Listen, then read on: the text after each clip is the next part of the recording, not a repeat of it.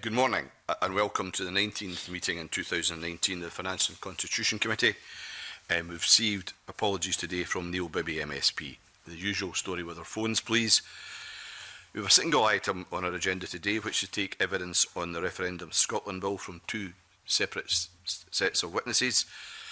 And our first panel consists of Andy Hunter, who's the chair of the Northern Scotland and Northern Ireland branch of the Association of Electoral Administrators, Pete Wildman, who is the chair of the Electoral Registration Committee, Scottish Assessors Association, Chris Highcock, the secretary of the Electoral Management Board, and Mark Connachan, who is the chair of the Elections Working Group with SOLAR.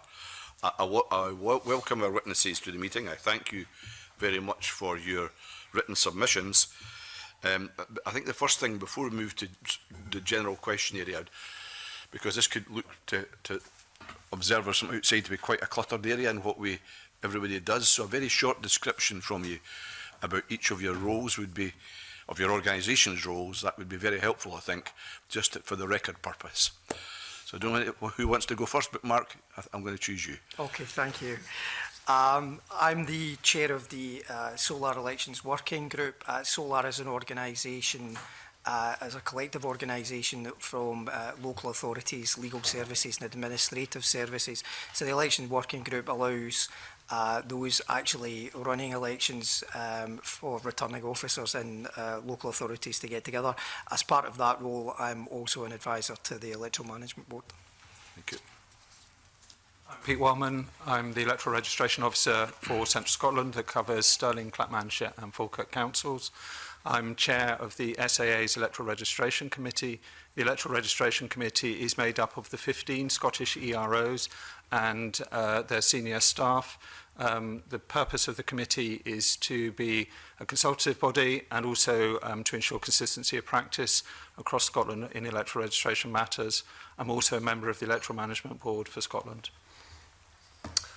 Hi, I'm Chris Highcock. I'm personally Deputy Returning Officer for the City of Edinburgh Council, and in that role I support the Electoral Management Board for Scotland as Secretary.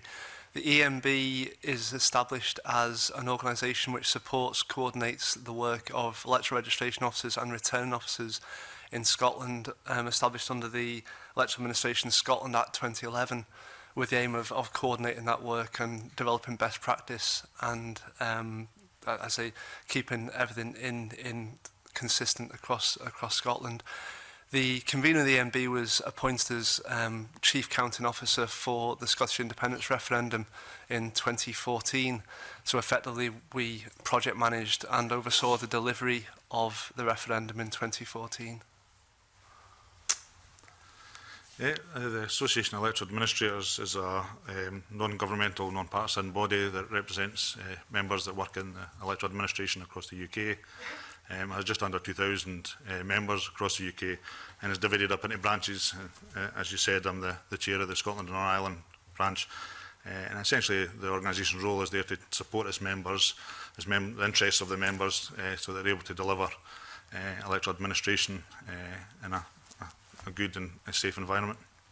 Thank you very much. That was very helpful, just outlining the various roles of the different organisations. I get a very, very general question from me to begin with. I just wonder if the various organisations you represent agree with the policy intent of the bill and why. Whoever wants to...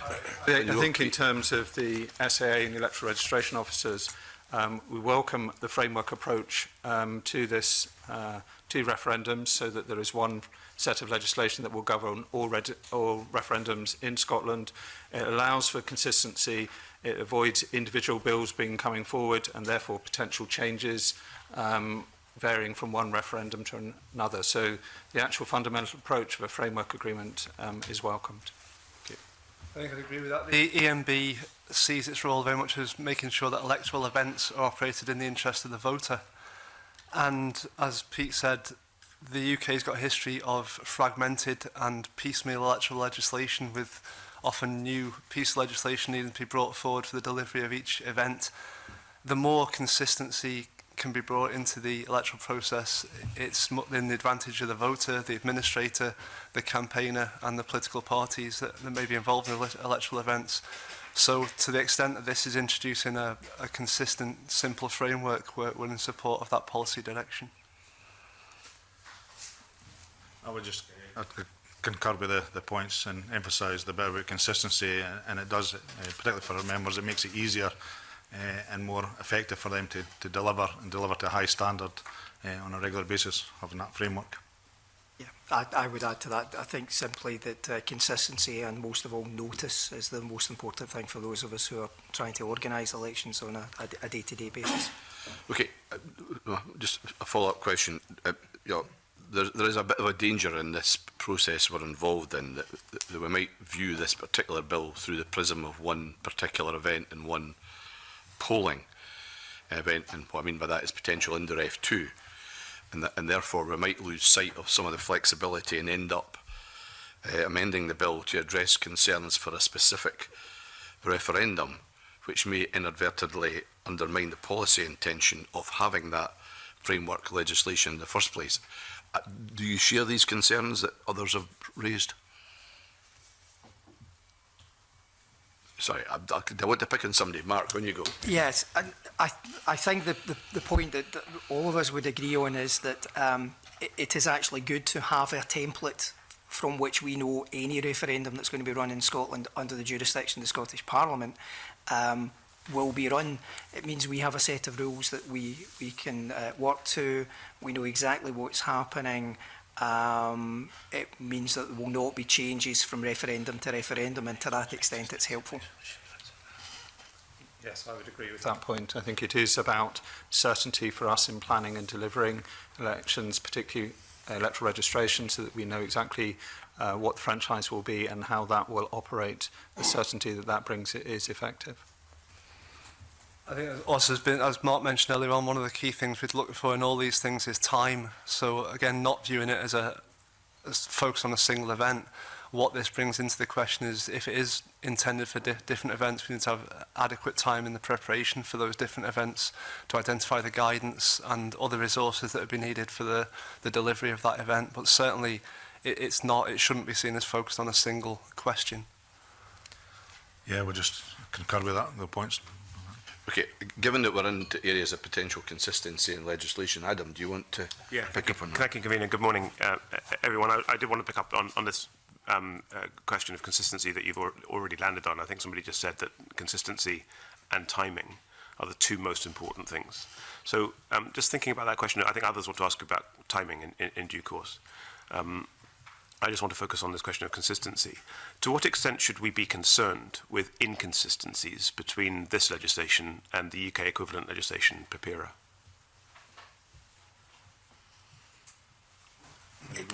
If I can, from the point of view of administrators, what we are looking for is a consistent set of rules to run to. So to that extent, it's not a concern for us as to whether this legislation is consistent or inconsistent with the equivalent legislation from the UK Parliament. The question for us is that we know when we have a referendum to run what the rules are. So if it's envisaged that there will be more than one referendum to come from the Scottish Parliament, and it could be on many, many different issues, it is good from our point of view to have a consistent set of rules to go to. The situation in relation to the equivalent legislation coming from the UK Parliament is that you still have to have a set of rules that are published in relation to whatever that referendum is going to be that they conduct. So therefore, the last one that we had to deal with was, I believe, it would have been the EU referendum, and before that would have been the AV referendum for the alternative voting method, which I think was 2011. The rules for those, as far as I recall, were not the same. So there was no consistency coming from the UK Parliament in respect of that. So if we have a set of detailed rules as is set out in the bill as it stands here, that's helpful for us. Yeah, that's right. I mean, as administrators, return officers, electoral administrators will deliver the electoral events in accordance with the legislation, the rules that are laid down.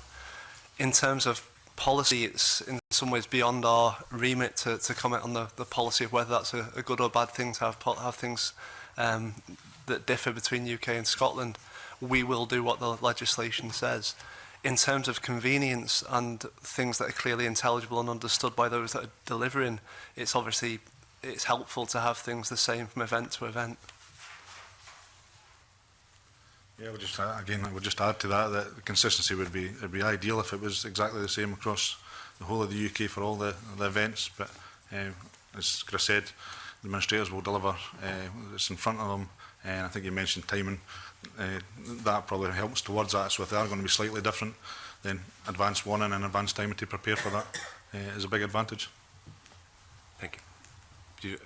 No, I don't really. I think electoral registration and prepare are slightly separated. Okay, so that's very helpful. So what Mr. Highcock and Mr. Hunter said is that it would be ideal or helpful to have the same rules from event to event, whether they're authorised by an act of the Scottish Parliament or an act of the UK Parliament.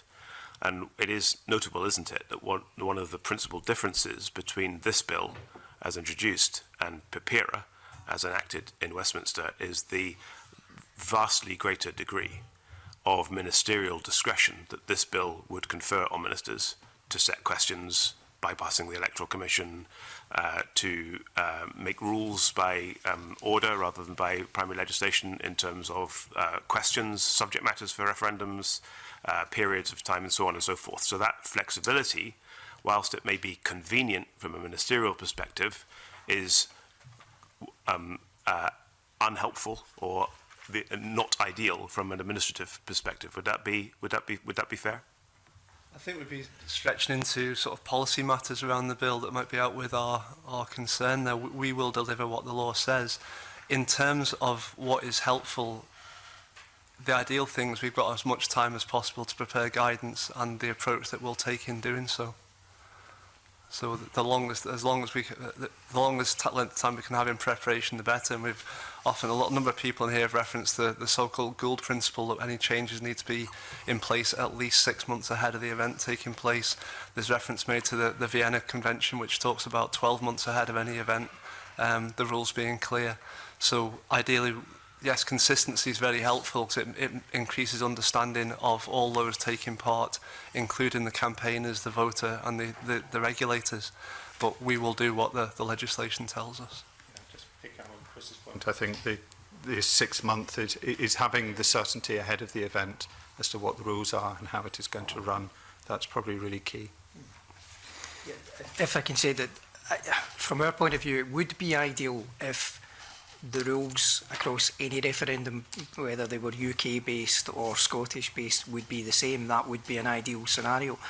But in relation to the UK legislation, we still would be expecting to see ministers publishing secondary legislation to set out the defined specific rules for any referendum that was happening under the UK Parliament remit. And indeed that's what happened at the EU referendum. There was a set of secondary legislation that set the rules for the referendum itself. But not the referendum question. Not the referendum question, no. But the rules which we have to apply. The question is a matter for the politicians. All we are interested in terms of the question is what we have to put on the ballot paper. Once we know the format of the ballot paper, etc., it's the rules we are interested in. And the other observation I'd make in relation to the EU referendum is that we did end up with secondary legislation that was rushed through on the point of the close of registration due to the difficulties with the registration site crashing at the close of registration. So there was secondary legislation actually passed in the middle of the election period, or sorry, the referendum period. Thank you. Others have raised issues of timing. So Murdo, you've raised that already, but did you have a supplementary on that question? Thank you, Convener. Just two supplementaries I wish to ask very briefly. One is, can you outline what the differences between PEPERA and the referendum bill as introduced are in terms of the amount of detail specified, perhaps in operational matters? My understanding is that the EU referendum ran to over 60 pages, and a lot of the detail was bespoke and specified for that. Can you just, for the committee's benefit, outline what the differences, very briefly, between PEPERA and the referendum bill are with regard to the amount of detail specified?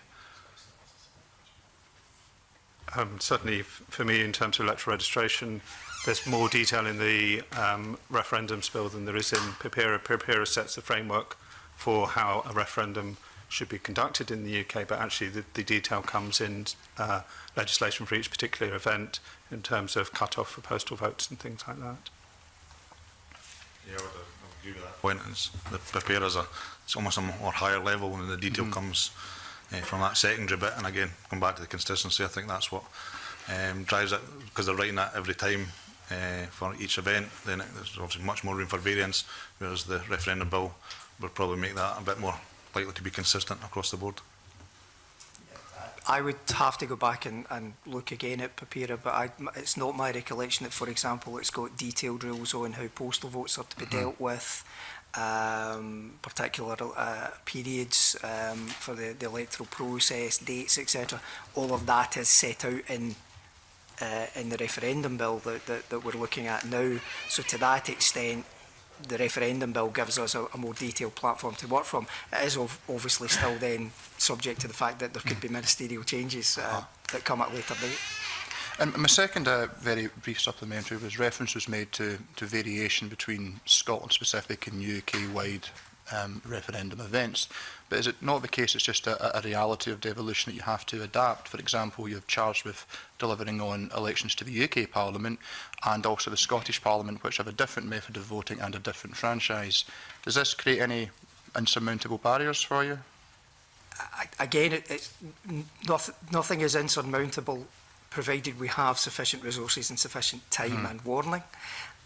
So every election that we currently deal with, whether it be at Scottish Parliament, UK Parliament, local government elections, all have different rules applied to them.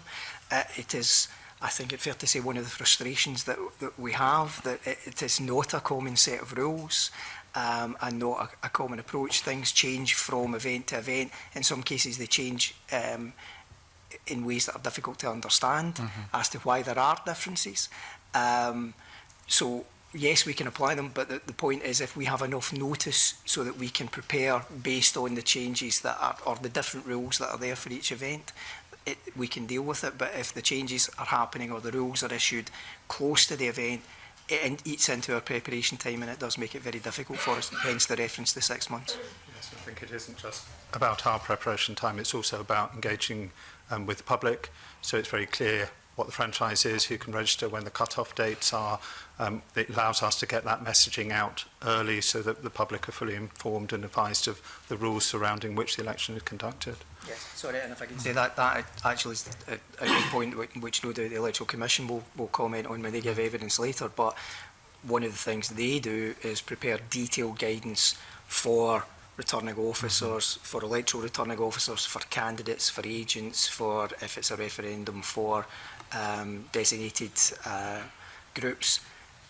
They have to prepare that, and what will happen is that if the period is shorter than the 6 months, it becomes very difficult for them to then do. You will find that the guidance that's issued will perhaps come out without the statutory references, as an example. It makes it harder for them to produce associated paperwork, templates that people can use. It truncates the period, and it does create issues. Going back to the production of guidance in 2014 for the Scottish independence referendum, the production of guidance was the responsibility of the Chief Counting Officer. And just to come back to what Mark was saying there, that was a large task. That was a huge amount of work went into producing the guidance, so that electoral registration officers, deputy returning officers, electoral administrators knew exactly how to interpret the legislation and what they had to do step by step in delivering the referendum. That took a lot of time. And whoever's charged with delivering guidance for a referendum will need time to do that, particularly if this is used for a variety of different referendums. The guidance that might be applied to an independence referendum would be potentially quite different from the guidance applied to other events in some aspects. And again, it's how that guidance is produced, how it's updated, and how it's hosted. We're moving away from big booklets of guidance now to having much more material online, but that again is key to supporting the referendum process. I was just going to add the other issue around the differences, and I think you're right, there's always probably likely to be some differences. Then the real difficulty will come if there is ever events on the same day. So if you decide of a referendum when there is another event going on that's UK-wide, that then leads to different franchise situations, these kind of events are extremely difficult. Not, as Mark said, usually not insurmountable, but they do add a lot of stress and difficulty and dangers and risks to that. So again, I would say that timing of events, again, it sounds like we're breaking a broken record, but timing so that it's prepared, that it arrives at a time when there's nothing else going on is best to avoid that situation. Sorry, Murdo, we've got into a fair bit of timing issues there, but I don't know if you want to take that question there, Ellen. Yes, thank you, Convener. Just a couple of follow-up questions on the question of timing that we've touched on already, and you've already referenced the Gould principle of 6 months' notice. However, the last two electoral events we've had in Scotland, which were the 2017 general election and then the European parliamentary elections, were both conducted on a much shorter time frame than that. I think it was 5 weeks and 6 weeks, respectively. So I appreciate you would like more time if possible, but how essential is it to have that 6-month period in a referendum? If you look at the European parliamentary election, one of the issues for us electoral registration officers was the registration of EU citizens and the timescales in which they had to actually respond once the election was actually going to go ahead and doing that. And I think it shows the pressures on us to contact everybody, but also the timescales for the electors themselves to actually engage with the process. And I think that illustrates perhaps where a short election, it can be delivered, it will be delivered. It's just some of the risks change, and the shorter notice you have, the greater the risks that something may not run as smoothly as you would like it. I think we are talking about things that are ideal and what we'd want in place in order to deliver the gold standard of an electoral event. So in that circumstance, we do want as much notice as possible to make sure people are fully aware of the rules and of what they need to do to take part. The other point I'd make is to remember where the Gould principle came from, and that was in response to what happened in 2007, when there were rule changes which were much closer to the event, and as a consequence, potentially, there were problems in the delivery of that event. If I can say that the two particular electoral events that you're referring to, I mean, obviously the rules for a UK general election are well established. And therefore, in terms of the practicalities of what we have to do, we knew them in advance. Equally, for the Electoral Commission's point of view, in terms of producing the guidance, they're able to go back to the guidance from 2 years before. It didn't need any changes because there had been no legislative change. The EU referendum, the EU election was perhaps more problematic because it did, to some extent, come out of the blue and in circumstances where we were operating under the assumption that there would be no election at all. But again, it was a case of going back to the rules from 5 years before, which were already set and were established, and then running from those. If you're looking at something which is going to be a bespoke event, such as a referendum, from that point of view, it's obviously better to have the rules in advance rather than them effectively being sprung on the electoral community, say 6 or 7 weeks away from a poll.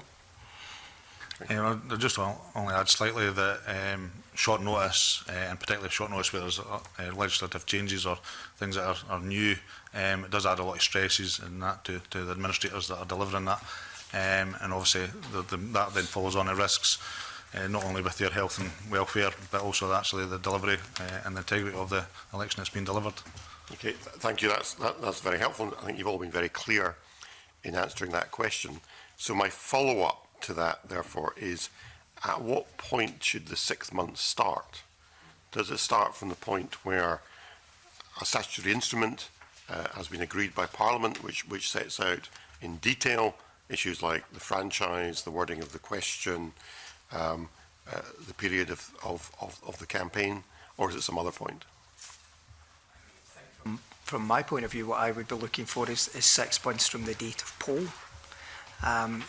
As an administrator, you start from the date of poll and work your way back. in terms of your timings. So my assumption would be that I would be looking for 6 months from that period. So if we know what a data poll is, we know what the rules are that we have to conduct the matter under, the other aspects perhaps could still be being determined after that, but that's effectively what we are looking for, is that 6 month period where we know how we have to run it, we know what the guidance is going to look like, or that there's a chance to put the guidance together, and we have an opportunity to look at what the registration rules are, etc., etc. Yeah, I think from the electoral registration officers, it's 6 months from data poll. That allows sufficient time for people to register, be aware that they can register, etc. So for me, it's data poll. The way it was phrased in the Gould report was that electoral legislation cannot be applied to any election held within 6 months of the new provision coming into force. So there's a clearly defined period there by Gould. But I think in practical terms, it's just a case of being clear about what is happening 6 months in advance. I would just concur with the other points. All right, thank you. Yeah. That's an interesting area, because we had evidence from Dr. Rennick. I don't know if you've managed to read some of the evidence we had earlier, and where the area where rules will be established, it's not all black and white here, is it? Because Dr. Rennick said to us, if all the rules are in place and the only matters to be decided subsequently are the question and the date, the Gould question would not be broken by setting a referendum somewhat less than 6 months in advance of the poll. Given we've got a framework bill, is that a reasonable point? If this becomes an act, that is. I think as we said earlier, the time period isn't all about what's in the interest of the administrator, it's also what's in the interest of the voter. I think the EMB would always come back to say what is in the interest of the voter here. So we need to make sure that when the electoral event is delivered, it's the interest of the voter we're thinking about, not just what's in our interests. So for that purpose, and I think that where we go back to Gould, we think about the period of time there is as much making sure that the voter's prepared for the event as it is about making sure that we're prepared. The date of the polls is the key thing. So if the two matters which were outstanding were the date of the poll and the question, from the point of view of an administrator, the date of the poll is the key issue. The wording of the question itself is not a concern for us, as long as we have the actual question to go in the ballot paper sufficiently in advance of the polling day. So in relation to that could be considerably closer to the date of the actual poll itself, because as we currently operate under an election, obviously until we have a close of nominations, you don't know who your candidates are, and you can only produce your ballot paper at the point where you know your candidates. So we are used to producing ballot papers at relatively short notice. So to that extent, the wording of the question, if that was in dispute, that could be closer to the 6 months. But the idea that perhaps we would know there was going to be a poll and it's going to be in, say, June, but we're not telling you what date in June, that's not helpful to us. We actually need to know the specific date, because that then sets the timetable for everything else, and it also deals with practical issues that we have in terms of staff recruitment, the booking of polling places, the booking of the count venues, understanding all of that. All of that planning needs to be done as far in advance as possible. Anybody else got anything they want to add to that? Okay, let's move on. You raised the issue of the question. I'm not sure whether how much you'll be able to go into that area given your own respective areas of interest, but Alex, I think you've got a question. Thank you, Convener. I appreciate it's not within your remit, but I just wonder if you have a view on question testing and the role of the Electoral Commission. Policy matter, the SAA wouldn't offer a view on. I have to agree. I mean, we'll put whatever we're told to on the ballot paper. Okay. In terms, that's the position. You tell us what we canvass on, or we poll on, and we then go and poll. Okay. And in terms of the bill itself, I mean, all of you have mentioned about being consistent. Would you see that question testing would apply to all questions, including one that had been asked previously? Yeah, that's a policy matter. We wouldn't be getting into that. Okay. Thank you. Patrick, donations and data. Thanks. Good morning. You'll be aware that there's been a significant amount of debate about accountability, about donations and so on in relation to referendums, but our democracy generally. The enforcement of that is clearly not a matter for any of your bodies, but one of the suggestions that's come up that would make it easier for campaign bodies to check the permissibility of donations is a single national database of electors, those electors being permissible donors. Some of our witnesses have suggested that. I'd like to ask what your view is on the desirability of that and whether there might be any potential problems arising from perhaps a mismatch between a national database and the locally held registers. An alternative that came up in discussion was to require local registers to be held and published in the same format, which would make it technically easier for campaign bodies to use that data to check the permissibility of donations. And it was suggested that that had been brought up previously and had never been progressed. So I'd just like to ask your views on that as an alternative, or either of those options.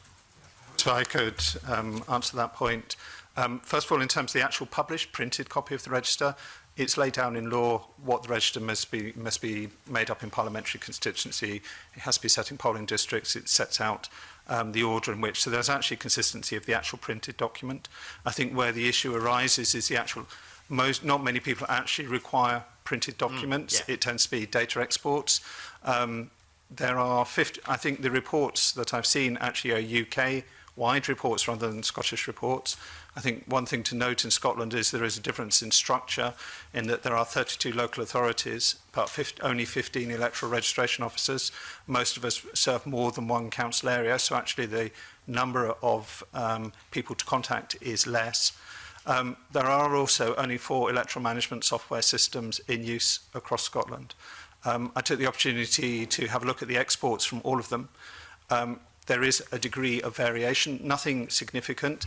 So the basic data is the same, but the columns will be slightly different order, or the headings may be slightly different. Some contain a little bit more information than others.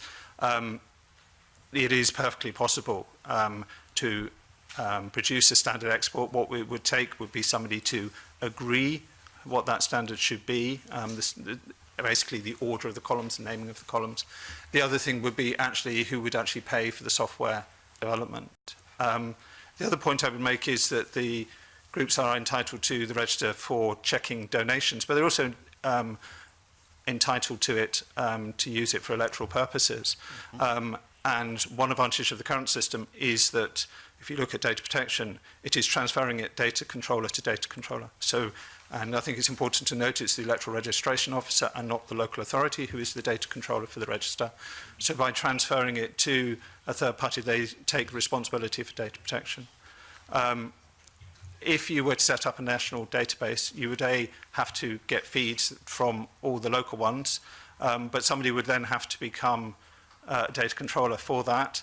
And then would have to manage access to it. How would you check how would the access? It could become quite a bureaucratic and quite a costly process to actually achieve that aim.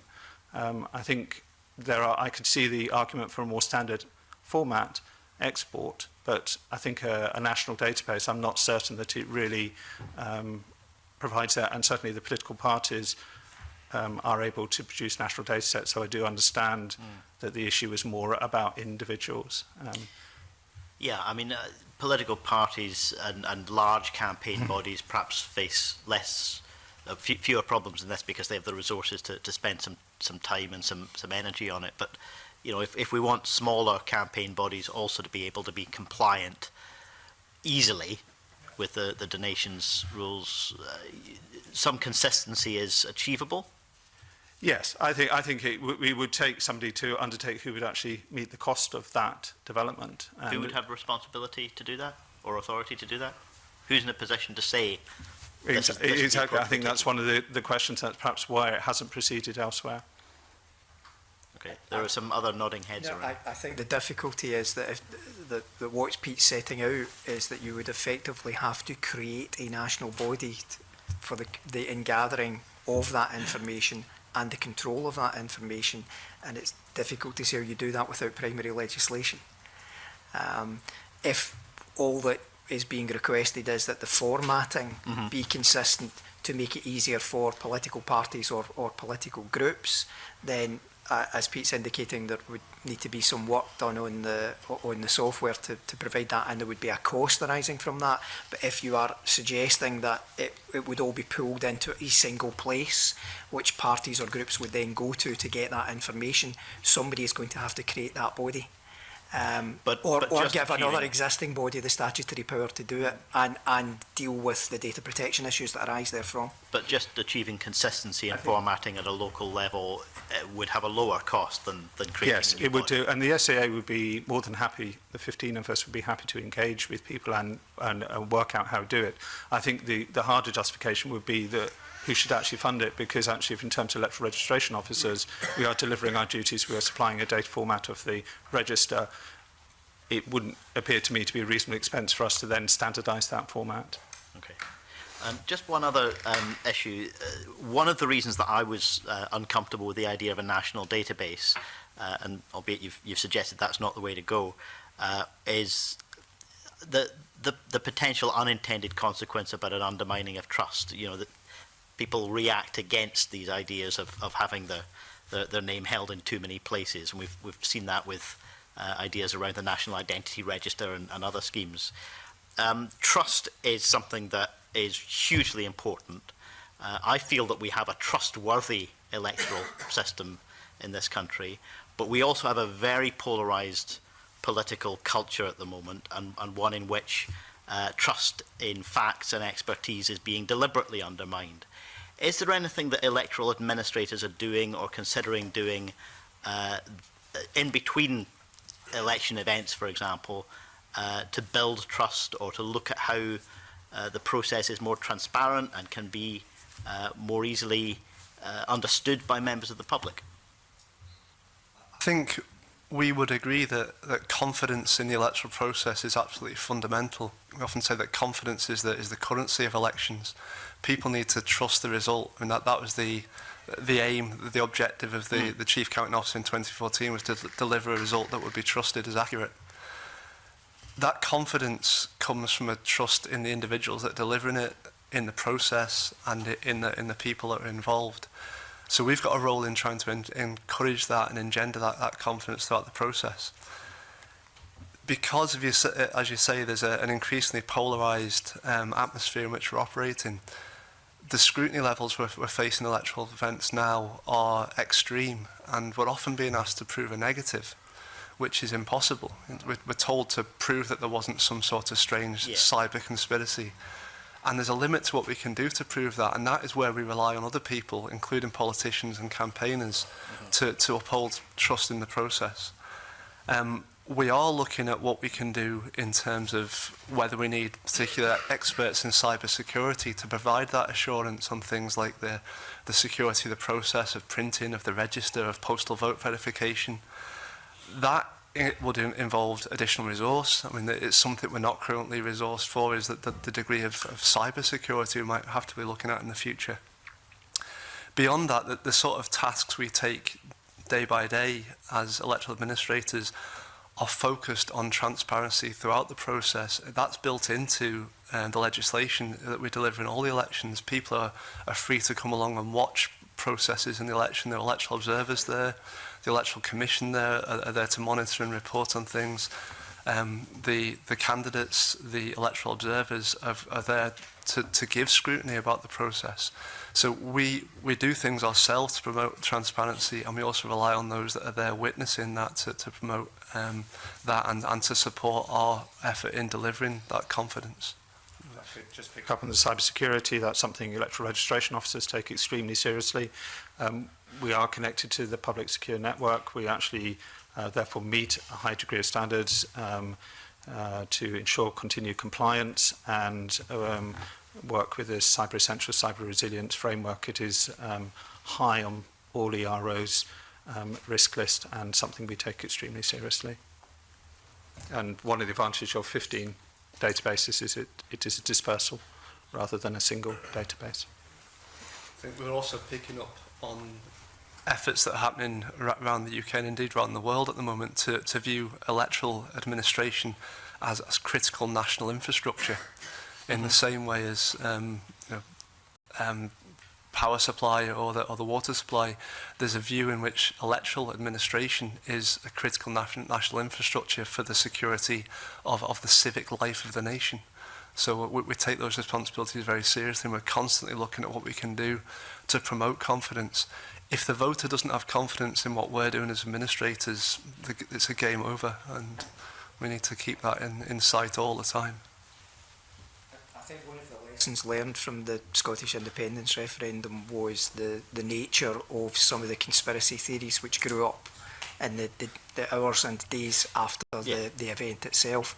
And most of those were simply based on a lack of knowledge of actually how the system operates.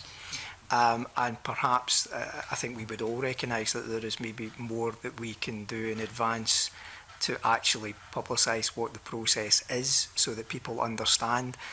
Very, very simple one. I recall seeing videos that people had put up in terms of ballot boxes being emptied and there are votes which are already bundled. Oh my God, these have been interfered with. No, they were postal votes. Postal votes are processed and bundled and then put in a sealed ballot box and kept until the day of the count.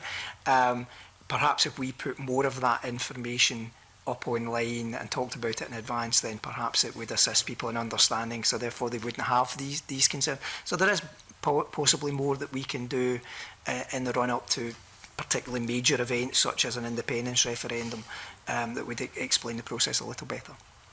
I think that comes back to what we've been talking about earlier about the need for time ahead of that. As Mark said, I think I was here after the independence referendum talking about the difficulty in some of these conspiracy theories being around ignorance gaps where people were just ignorant of the process and they filled in those gaps for their own assumptions. Now, the more time we have ahead of that, particularly around particularly contentious issues, the more we can fill in those ignorance gaps and make sure people are knowledgeable as voters in the process that's being applied. We can. We try and make that effort, but I think the attention someone pays to the technicalities of the postal vote process when there's nothing imminent may be limited. Yeah.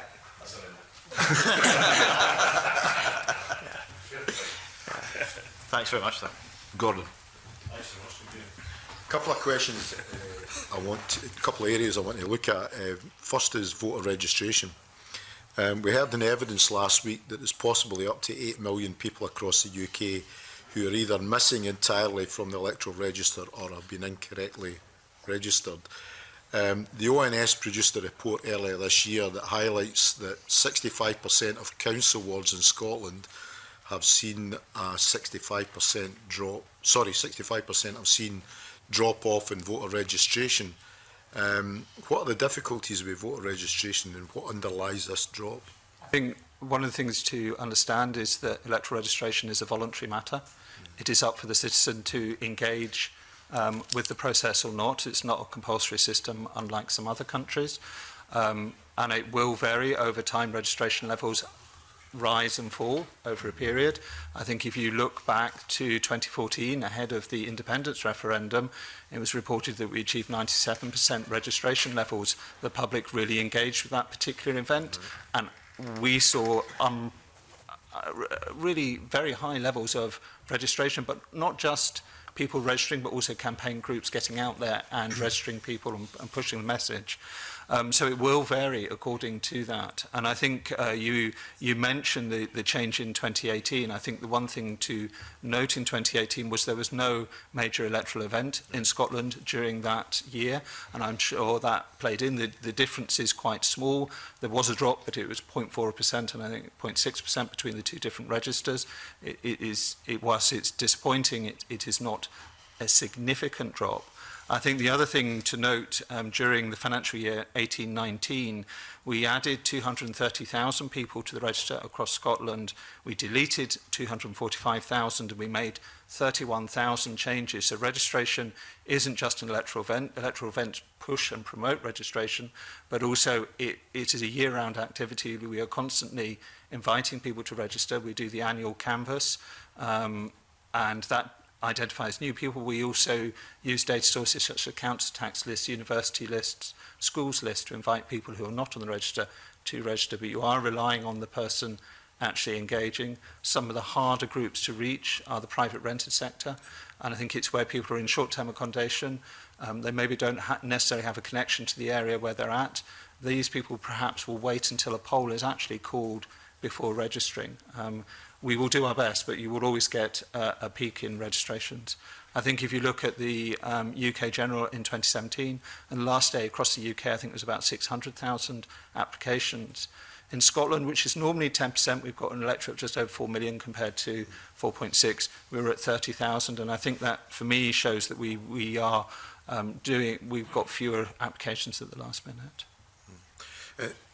Many European countries, as you indicated, have got a compulsory voter registration, and I realise that it's reserved to Westminster, you know, the procedures, etc. But is there any way that we can improve voter registration on a regular basis, either be it by using changing tenancy, because you talked about the private rented sector, or when house sales take place, or when national insurance cards are issued? I mean, is there any way that we could... I think we do a fair amount. I think it's important to note, as you mentioned, in other European countries, it is about compulsory registration. You can't actually access, in some countries, you can't access public services unless you've actually registered. That would be quite a cultural change for the UK. But in terms of, we are proactive in terms of going out there. You could look at a form of automatic registration, whereby if you've got a data set, you could add people onto the register. There is a risk with that because it depends. No data set is 100% accurate. There are currency issues. So you could be adding people to the register who are not on the register. And I think there are two things. It isn't just about completeness of the register. It's also about accuracy. You could have a very high registration levels, but the accuracy levels are poor. That is not a good register. It's a double-edged thing. And yes, you could look at national insurance numbers. Actually, in Scotland, because the registration process starts younger, we find it more effective to actually contact through schools, and if schools can do more promotion work, and we've had good working relationships with the schools across Scotland. The toolkits that the Electoral Commission have produced over the years have been really effective. I would like to see the Democracy Cookbook they produce digitised and updated, because if you can give educators a resource that they can use, they tend to run with that and deal with it effectively. And just the last point on voter registration, I noticed that in the EU referendum there was a crash in the UK government's website for voter registration. Was there any impact in Scotland when that happened? It was a tricky time because there was a degree of uncertainty. I think it was around about 10 o'clock in the evening we began to realise things were not running smoothly. There was a period where it was uncertain whether the deadline would be extended or not. And then when the deadline was extended, there were relatively few applications post that extension because I think the failure actually came at cut-off. The UK government, I'm assured, have taken steps to actually re-platform and boost the resilience of the online service. The other point, just to pick up on point, the local government registration is devolved to Scottish Parliament. It's UK parliamentary registration that is reserved. You could operate two different systems, but that would be fraught with difficulty because you would really risk, if you had, say, automated registration in Scotland and individual registration for UK, the two are not compatible, and you would find that people will have to register twice, and that is something we really don't want. We want, if they register for local government, they can also go automatically onto the parliamentary. Okay, thanks so much. Anybody else? Yeah, sorry, if I just come in at that point, that registration obviously lies with EROs as electoral registration officers. However, for some events, returning officers will be given a specific task of voter engagement, and part of voter engagement is obviously registration. And I hate to bring this back to the question of timing of events again, but that's a clear indication of something which will slip or disappear entirely if the period to the event in question is short. So, for example, at the last independence referendum, we knew when the date was well in advance. Returning officers were given a specific task of promoting voter engagement, We knew that 16 and 17-year-olds were going to be voting. So speaking for my own area of Renfrewshire Council, we went out and went to the schools. And we engaged with the schools, with all of the children who were in that age group, taking them through actually what was involved in the voting process. And then with colleagues from ERO, from our local ERO, we then sought to give them registration forms so they had the option to register there and then and take the forms away in process. Now that significantly boosted the registration in that particular grouping of people, the 16 and 17-year-olds, for that event, and gave them electoral knowledge. If you give us, that's what happens if we have time. If you give us 3 months warning of a poll, that's not happening, because there just isn't the time to get out, make arrangements to get into the schools and do that at the same time as running the event itself. If you've got a build-up, you can do it. The other observation I would make is taking private rented accommodation, and in particular it's HMO properties that create an issue. Again, one of the tasks that we will do in the build-up to an election is we write to HMO landlords, reminding them that there's an electoral event coming up, and asking them to raise with their tenants the question of registration, and referring them to our local ERO. We do similar work with care homes. That's all stuff. That is all the kind of additional stuff that has no statutory basis. There's no requirement for us to do it, but we do it if we have the time available. If we don't have the time and the event is compressed, that's the kind of thing that gets put to one side and doesn't happen. So that's one of the reasons why it's in our interest to have as much time as possible before any event. Okay. Just slightly, Mark's obviously referring to the timing and the resource that you need to be able to do some of these things. As well as that, it's quite difficult for some of the local authorities and for the ARO side, and even for some of the EROs, where the skill sets for sort of how you might do that, and they really benefit from a template of that Peter referred to earlier as the cookbook that they used for the schools. Having that standard template that you can take and then apply locally really makes it easier to achieve sort of the publicity and engagement that there's benefits for everybody.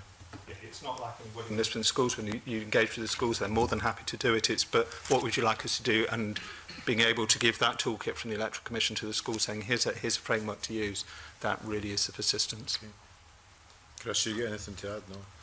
No, I suppose I'd just go back to 2014, and there was a lot of work done then with education authorities and those developing the syllabuses for young people, and that again was reliant on knowing the event well in advance, so that could be built into syllabuses and lesson plans that teachers and others could actually talk about the issues. Just a question for the record purposes, and before I come to John, who's got quick questions on resources. One of our academics at a previous session in regard to electoral registration said it's widely thought that one of the effects of individual electoral registration has been a reduction in the completeness of the electoral register. Is that your experience? I think if you look at registration numbers, I know, okay, they've dropped in the last year, but on the whole they have remained relatively static since the introduction of IER. The Electoral Commission are currently doing a study on completeness and accuracy. The last time they did that was in 2015. I think we will wait with interest as to what that result actually shows when that is published. Okay, is that the view of everybody else? There's no point in going around everybody else. Okay. John, resources. Thanks so much. Well, the first point I wanted to raise was in the paper from the Association of Electoral Administrators, which I think is yourself, Mr. Hunter, is that right? Yeah. And you've already mentioned this already, that the whole question of having more than one poll on the one day, and I think it's 2.9, you refer to any polls coinciding in the same area on the same day must be combined, but with an upper limit on the number of polls being allowed to take place in any one day. Is that a practical issue? Is that just confusion for the voters, or what is the ideal to have just everything on a separate day? I think it covers across a few areas. If you take the administrators, first of all, yeah, having more than one type of event on the same day does add to the pressures and difficulties and the resourcing around that. Also does affect the voters themselves, can add to some confusion, particularly if it's events that are different franchises and different people can vote in one and not at the other, and again, some practicalities around how you manage that in the day. And then what I would say is this is obviously an extract from a report that was based on a UK-wide example. It's less so in Scotland, but over the UK there are some areas of England and Wales where they end up with 4 or 5 different events taking place on the same day, and when you get to that kind of level, it does really add to the confusion and the difficulties of running it. But I would caveat. What's the most we've had in Scotland? Would that be 2007? People had 3 papers, 2 for the Scottish Parliament, 1 for the local government. 2011 as well. Did that same happen in 2011? The AV referendum and the Scottish Parliament election was combined. Same time. Right. And I'm not sure if there was anybody had a by-election that actual run on the same day as well. So you may have had the odd one at 4 papers. But. And is there then a cost element to that? I mean, one might think it was cheaper to run 2, 3, 4 things all in the one day because you only have to hire the school once and you only have to pay staff once. Yeah, there in combination, there are some efficiencies. As you say, you only hire in the hall once. You maybe don't have quite as many staff as you do, but you do have more staff, so it does cost more than just a single poll on its own, combining it. I'm not sure if Mr. Cunningham? Yeah, I can come in on that point. Clearly, if you have if you separate polls out entirely, you have to employ your polling staff twice. You've got to book your venues twice. So the cost of 2 separate events will be higher than the cost of a combined one. However, the cost of a combined one will be significantly higher than just one event.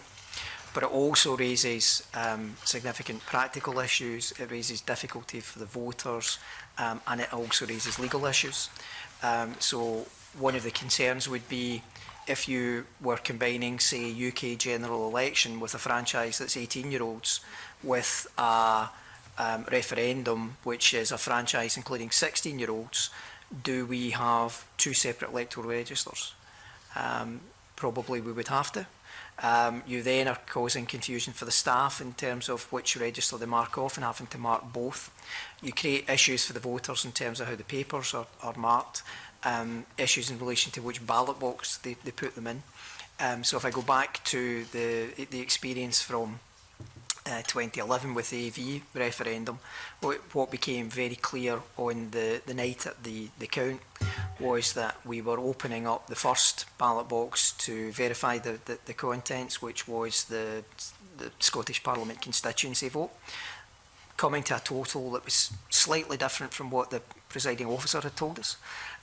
Then opening up the list vote, coming to an answer that was slightly different from what the presiding officer had told us, and then opening up the third ballot box, which was the AV referendum ballot box, and finding all 3 ballot papers from that particular person in that ballot box.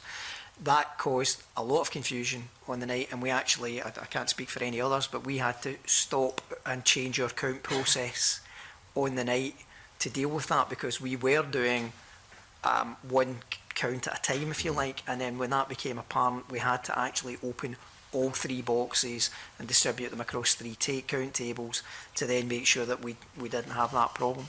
The franchise thing is a real concern, because also if there is a mixed franchise, the law for one election is saying that nobody under 18 years of age should be in that polling place, but 16-year-olds are entitled to vote in the other one. So do we have to have 2 separate polling places? Has this actually happened so far? With the 16s and 18s on the same day? It hasn't yet, no, but it could. It could. Yeah. At the moment, I think the only outstanding one that we now have is may have happened in a by-election situation of local government, but I think the only concern we would have in relation to that at the moment is would be a combined vote with a UK Parliament, because I think that's the only one that we're doing now, which would be an 18 franchise, unless it was a UK referendum. Yes, because I think we have had Scottish Parliament by-elections on the same day as a UK general election, haven't we? Yes. Maybe in Berwick and places like that. Yes. Okay. I mean, is the actual cost of running a referendum much the same as running a general election? It's very, very similar. Yes. I mean, the only the only savings in terms of processing for us is you don't have a nominations process to deal with, but that's dealt with by key election staff. So in terms of the count itself, the polling stations, the cost will be very similar. Obviously, for the independence referendum, we were expecting a much higher turnout than we would have at any other electoral event, and we staffed up accordingly. So the costs were higher for running because you're expecting a higher turnout. Yes, okay. And my final area, I think, was from the Electoral Management Board, which is Mr. Highcock. Is that right? You several times in your paper you talk about adequate resourcing, and I think you're saying that in 2014 there was adequate resourcing. Yeah. Have there been other situations where there wasn't adequate resourcing?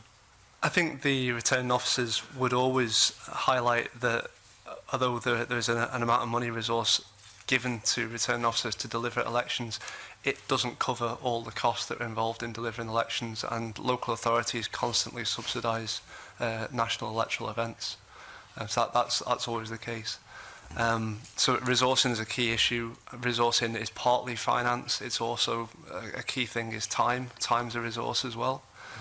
So the resourcing needs to be adequate in order for us to deliver that. You know, the framework that's being created by this Act is necessary, a consistent legal framework, but it's not sufficient. We also need the money and the resources, the people, the expertise and the time. So is that just a kind of comment that we need to bear in mind, or is that something that should be in the Act? That's addressed in the financial memorandum. We need to make sure that there's adequate resources put into that, including time. When you mention that, confirm that as far as the financial memorandum is concerned, that you're content with the costs laid out? I think the comment we've made in there is that it also needs to address the cost of electoral registration officers, which I don't think are adequately resourced at the moment. I was just going to make that point. It will vary from one event to another.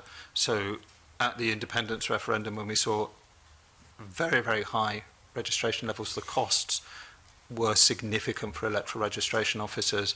My team were working overtime from July, and it just peaked and peaked. And in that last final week, my whole office stopped doing valuation work. My whole organisation was dealing with electoral registration. Unprecedented, but significant resource and a significant cost. It will vary compared to other elections. Just to return to the earlier point you're asking about having events on the same day, one of the points you ask in the call for evidence is about learning lessons from the past and what's consistent with good practice. I think part of that is going back to 2007, and one of the key points of Gould was to decouple electoral events to make sure that each one is given the priority it deserves and is given the right attention in the eyes of the voter, so that there isn't confusion, not only confusion about how to take part, but also which one of these is more important, how are the issues of each affecting my vote. So you'd be happy to have 3 Thursdays in a row with different votes on them, would you? That's a separate question. That would be stretching the word happy, I think, to its absolute limits. I don't see any other member indicating they want to ask any questions. So can I thank our witnesses warmly for coming along and giving us helpful evidence this morning. I now suspend this meeting to allow a changeover of witnesses. Thank you.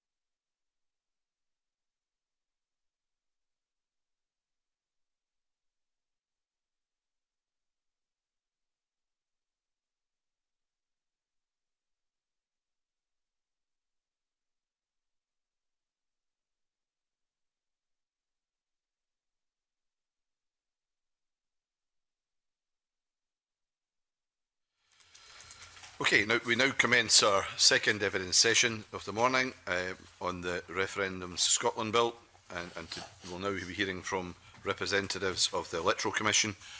And I'd like to welcome to the meeting James Bruce, who's the Electoral Commissioner for Scotland, Bob Posner, who's the Chief Executive, and Andy O'Neill, the Head of the Electoral Commission.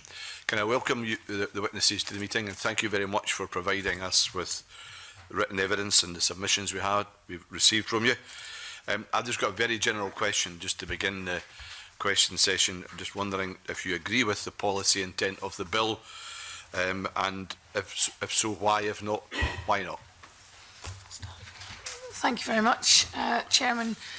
Yes, the Electoral Commission is very keen to see the bill for future referenda, and indeed we've been arguing for this in the wider UK context.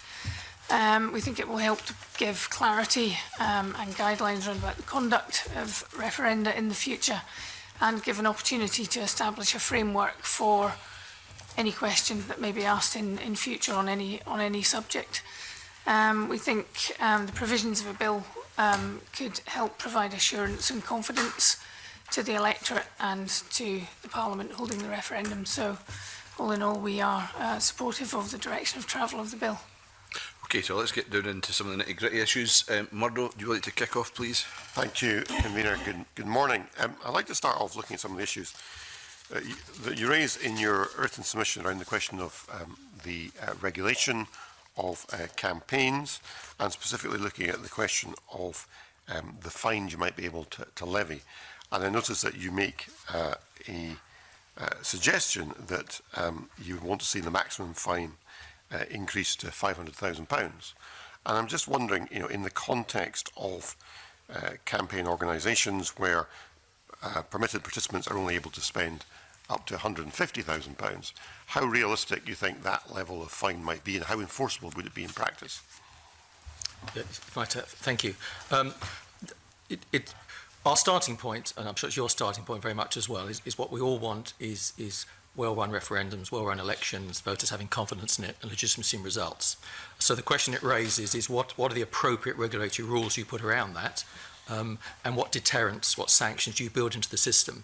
The prime aim is compliance. The prime aim, our prime aim, we work with campaigners always and political parties, is to enable them to comply with the rules.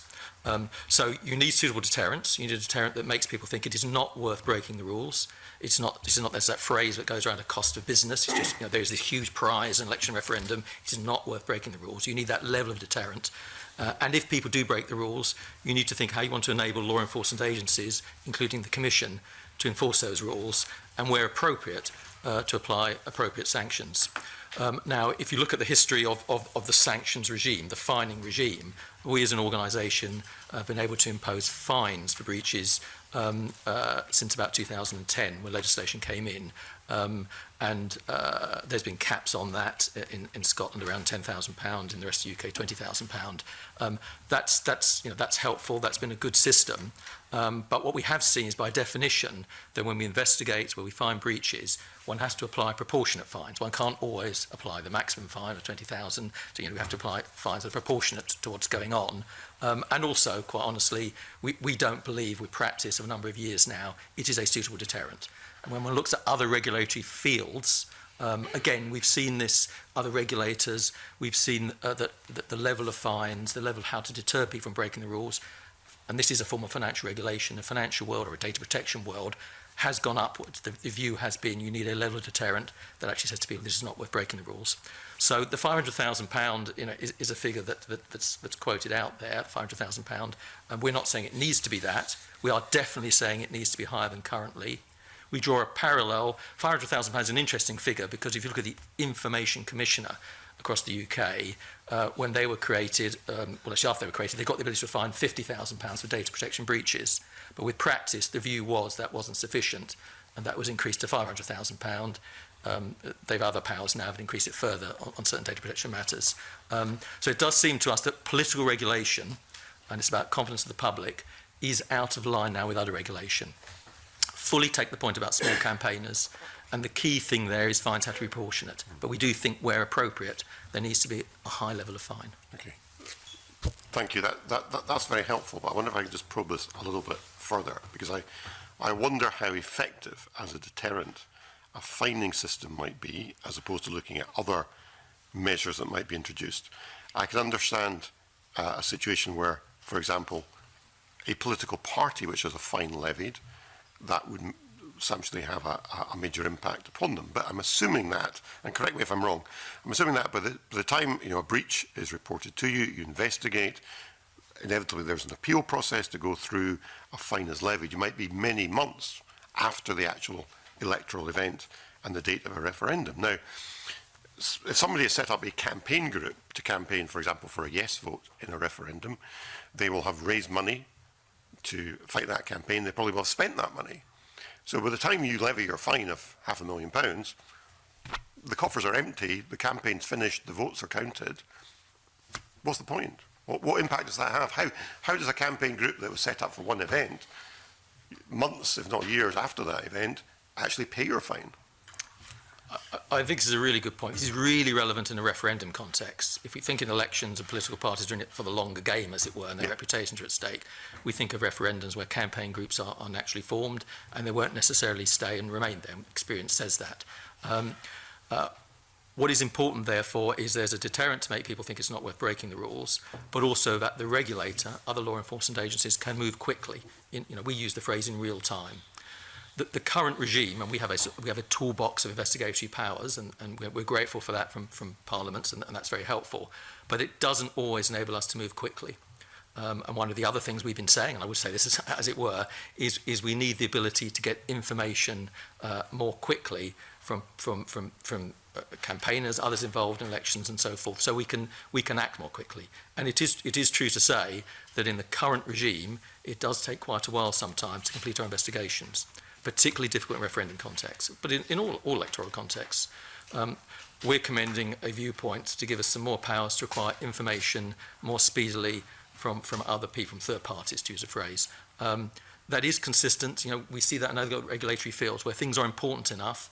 The health sector is a good example, where health regulators quite rightly and absolutely can move very, very quickly when necessary. It's not a parallel, but actually democracy is pretty important. It's not life and death, but it's important.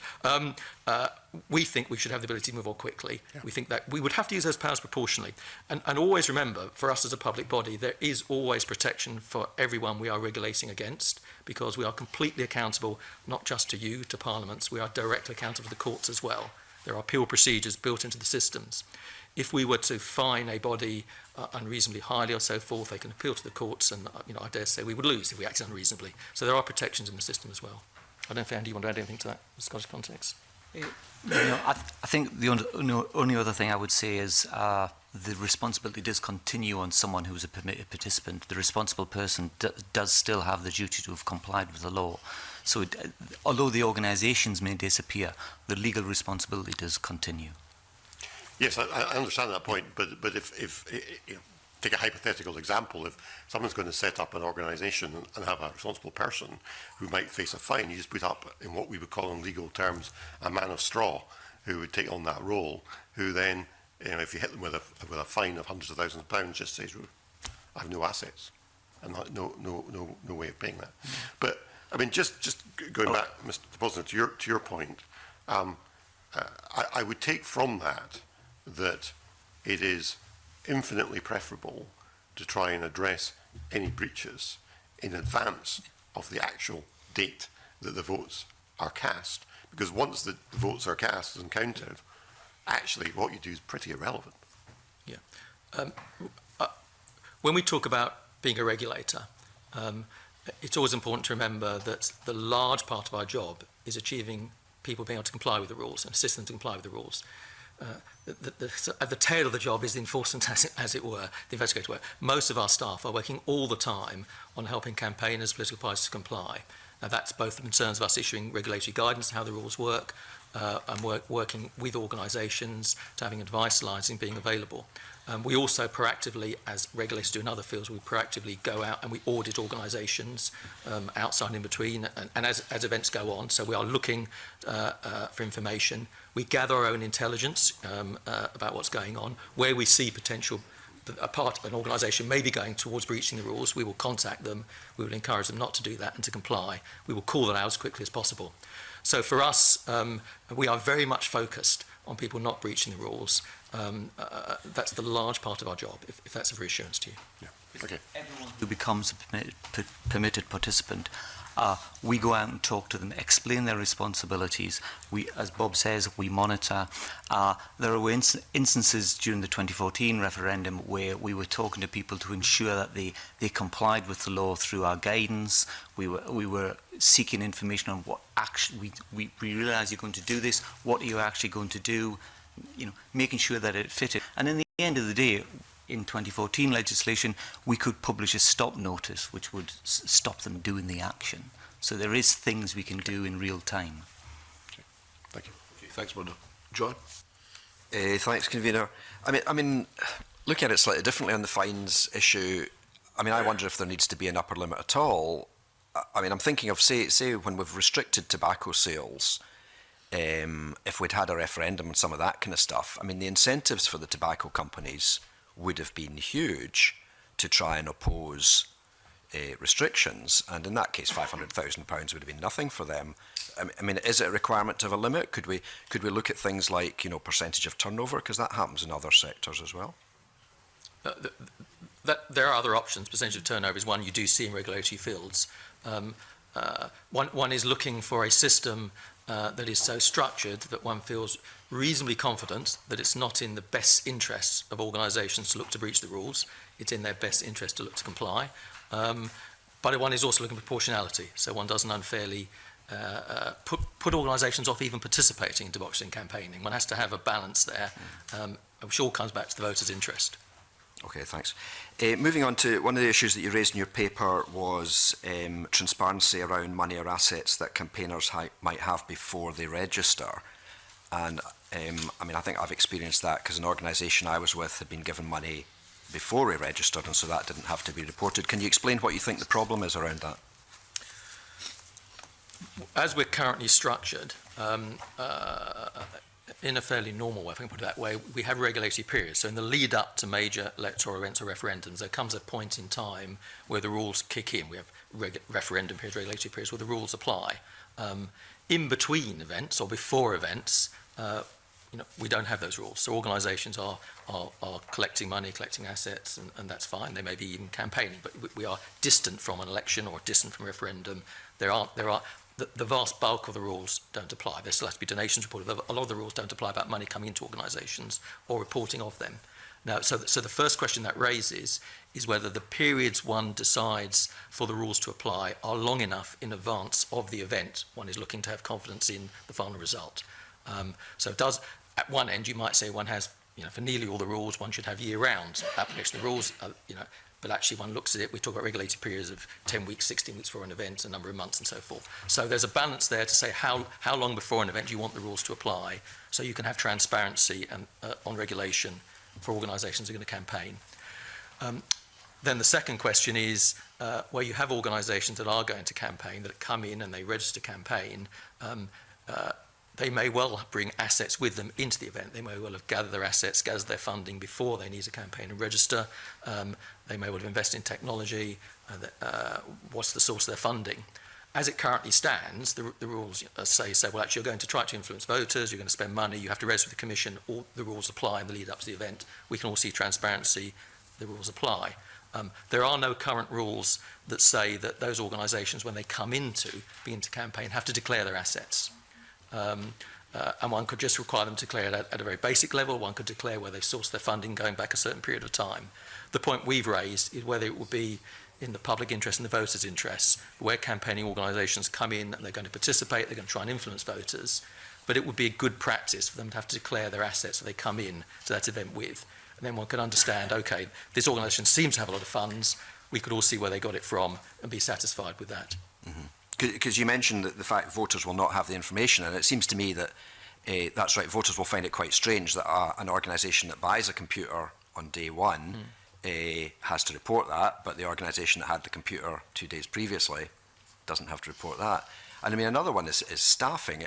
It seems to me strange, and I think to the public, that you know, if an organisation spends half its money on staffing, that half doesn't need to be reported, and yet that is a huge part of the campaigning. Do you think we need to look at any of these kind of rules?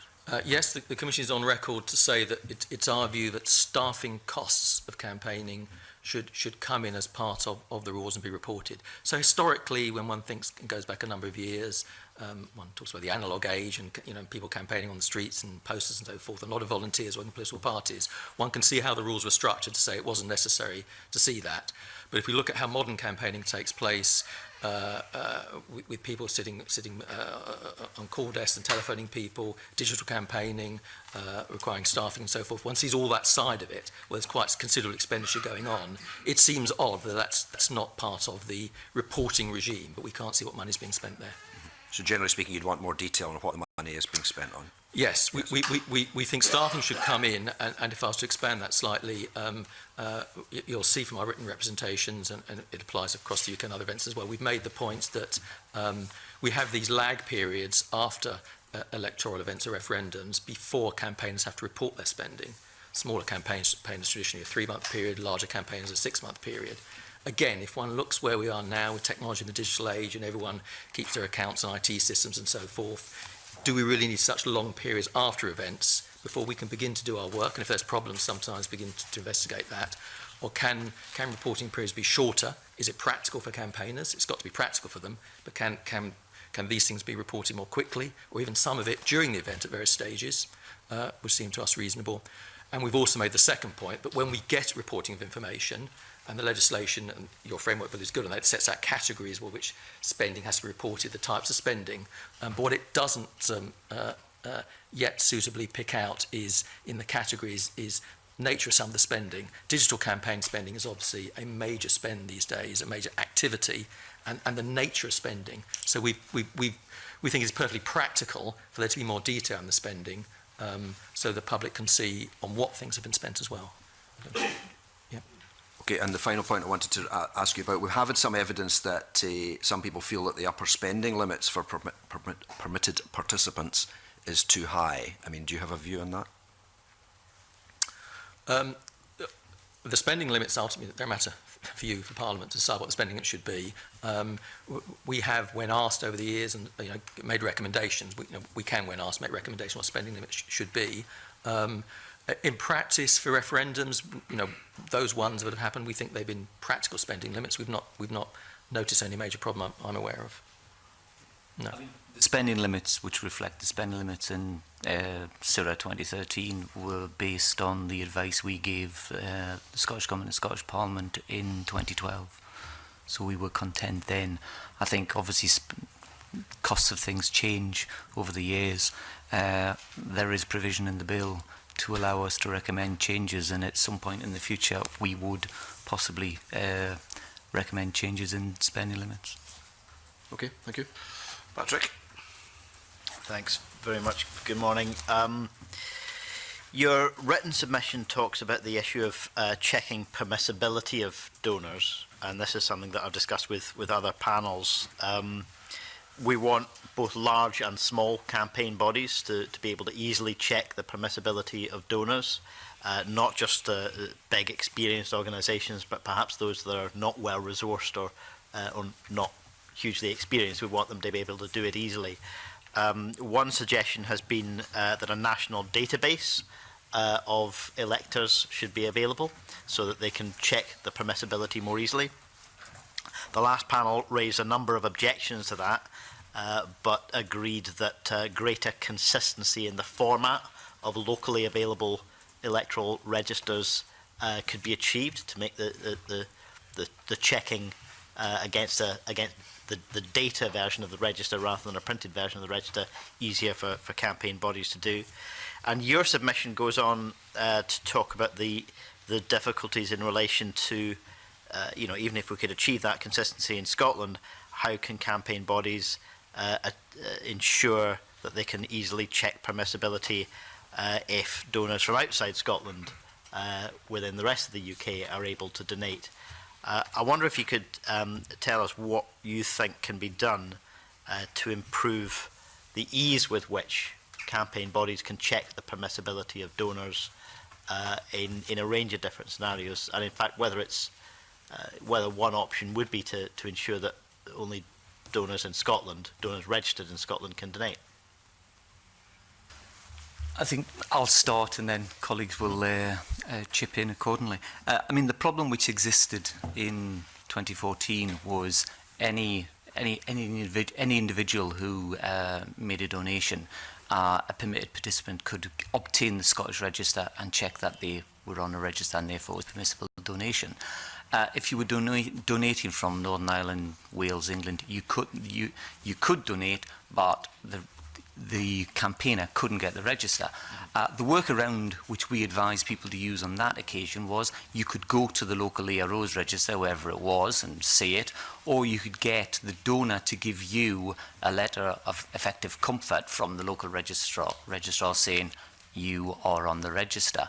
That puts the campaigner in a slightly difficult situation because they've got to trust the person who's given them the money that they are indeed on the register and such like. In a sense, this is one of the instances of where electoral law, because it is now devolved to Scottish Parliament, the Senate in Wales, and some remain still in the UK, there are three policy centres, legislatures. So they have to work together. And I think we see this in electoral registration, which we might talk about later. So essentially, because this is a framework bill which is forever, it's not a one-off event, we would suggest that the governments of Scotland, Wales and the UK, Northern Ireland perhaps sometime in the future because it's devolved at the moment, would work together so they could allow permitted participants to obtain the registers. And I think that would, for a long term, be useful. I think where joined up registers or registers which talk to each other, I think would help people. I think it's interesting in Wales, they are thinking about a national register, and they may legislate for that towards the end of the year. Whether or not that would be a single register or registers of the 20 council areas and they can talk to each other, that's something for them, which is something which we could supply evidence to the committee if you wanted on. We can talk to our Welsh colleagues. And in Wales, do you know at the moment whether they're talking about a new national body which would be the data controller for that national register, or are they talking about simply coordinating between local levels? I think they're still discussing it. I think it's more. I think it's probably more coordination than the national body being established in a single register. I mean, first of all, the point about coordination within Scotland to ensure that the data that's available to campaigners against which they can check the permissibility of donors is in a consistent format. Is there any reason why we couldn't achieve that, which would help to remove some of the difficulties? I think it's a name which you should have. Obviously, there are essentially three major providers of register software which are used in Scotland. So a national standard whereby they could all talk to each other, I think would be a good thing, and I think the Commission would support that. I mean, the registration system is, as I think as you're alluding to, is archaic in many ways, and we all want it modernised, and it will require a national approach to this. We publish a number of feasibility studies. It makes sense at a local level for electoral registration officers to be able to pull on other databases, DWP database, Department of Works and Pensions database, to get information, so forth, keep them up to date, and some are on different platforms, as you identify. I think if one takes the question of, is it possible in Scotland, one looks at electoral registers to know if a donor is permissible? Yes, it is possible. Of course it is, because the registers are available, one can check them and say this donor is permissible or not, but it is a bit clumsy, the system, and it could be much more streamlined. I think one then takes that further and says, well, what about someone who wants to donate into, say, a referendum in Scotland, but lives in the rest of the UK? That gets more difficult because this Act doesn't have the ability to put legal requirements on the rest of the UK in that sense, so it requires cooperation. We experienced this in 2014 at the referendum, I recall that.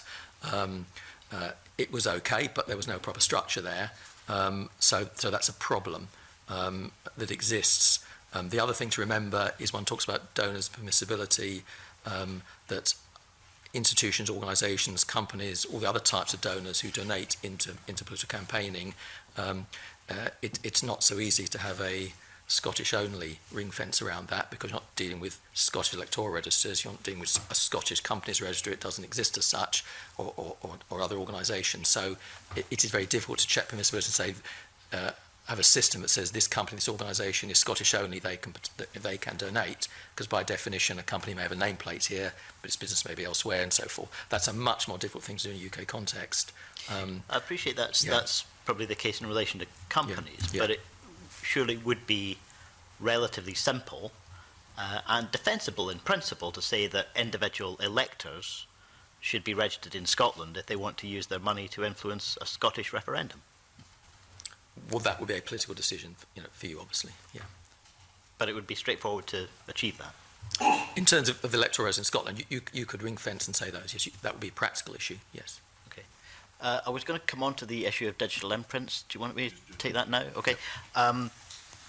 The discussion about how to, or to what extent we should regulate the online space has come up as well, and I think it's an issue that a lot of countries are grappling with, and there are probably no absolute answers yet about where this is going to end up. I wonder if you could tell us your view about the bill's provisions on digital imprints as the bill stands at the moment, and also, whether we need to go further than the bill goes at the moment, whether we need to think more about online activity rather than simply regarding it as the digital equivalent of a printed leaflet that needs to have an imprint. We're seeing much more disruptive uses of online campaigning, and what are the questions that we should be going into in the longer term about how to achieve transparency and accountability in that space? So can I say first of all, we really absolutely very much welcome that you've got the digital imprint provisions in the bill, and that's been back in 2014 referendum. There was a basic provision there for all imprints, including online, which was sort of a fairly first crack at it, and it was helpful, but it was a bit clumsy, as it were. We've moved on from there. Digital campaigning's moved on, so we really welcome the provisions you have in the legislation that say all campaigning material, including online campaigning material, must carry imprint information. We think there's more work to be done on that provision. I think our main concern, our fundamental concern, is as currently drafted in the bill, there's an exception that says for online campaigning there needs to be an imprint effectively, unless it's not reasonably practical to have one. We understand why that's there, because online it's new, it may not be practical, the nature of online campaigning may not be always practical for imprint, but actually our current experience in practice says you do not need that exception.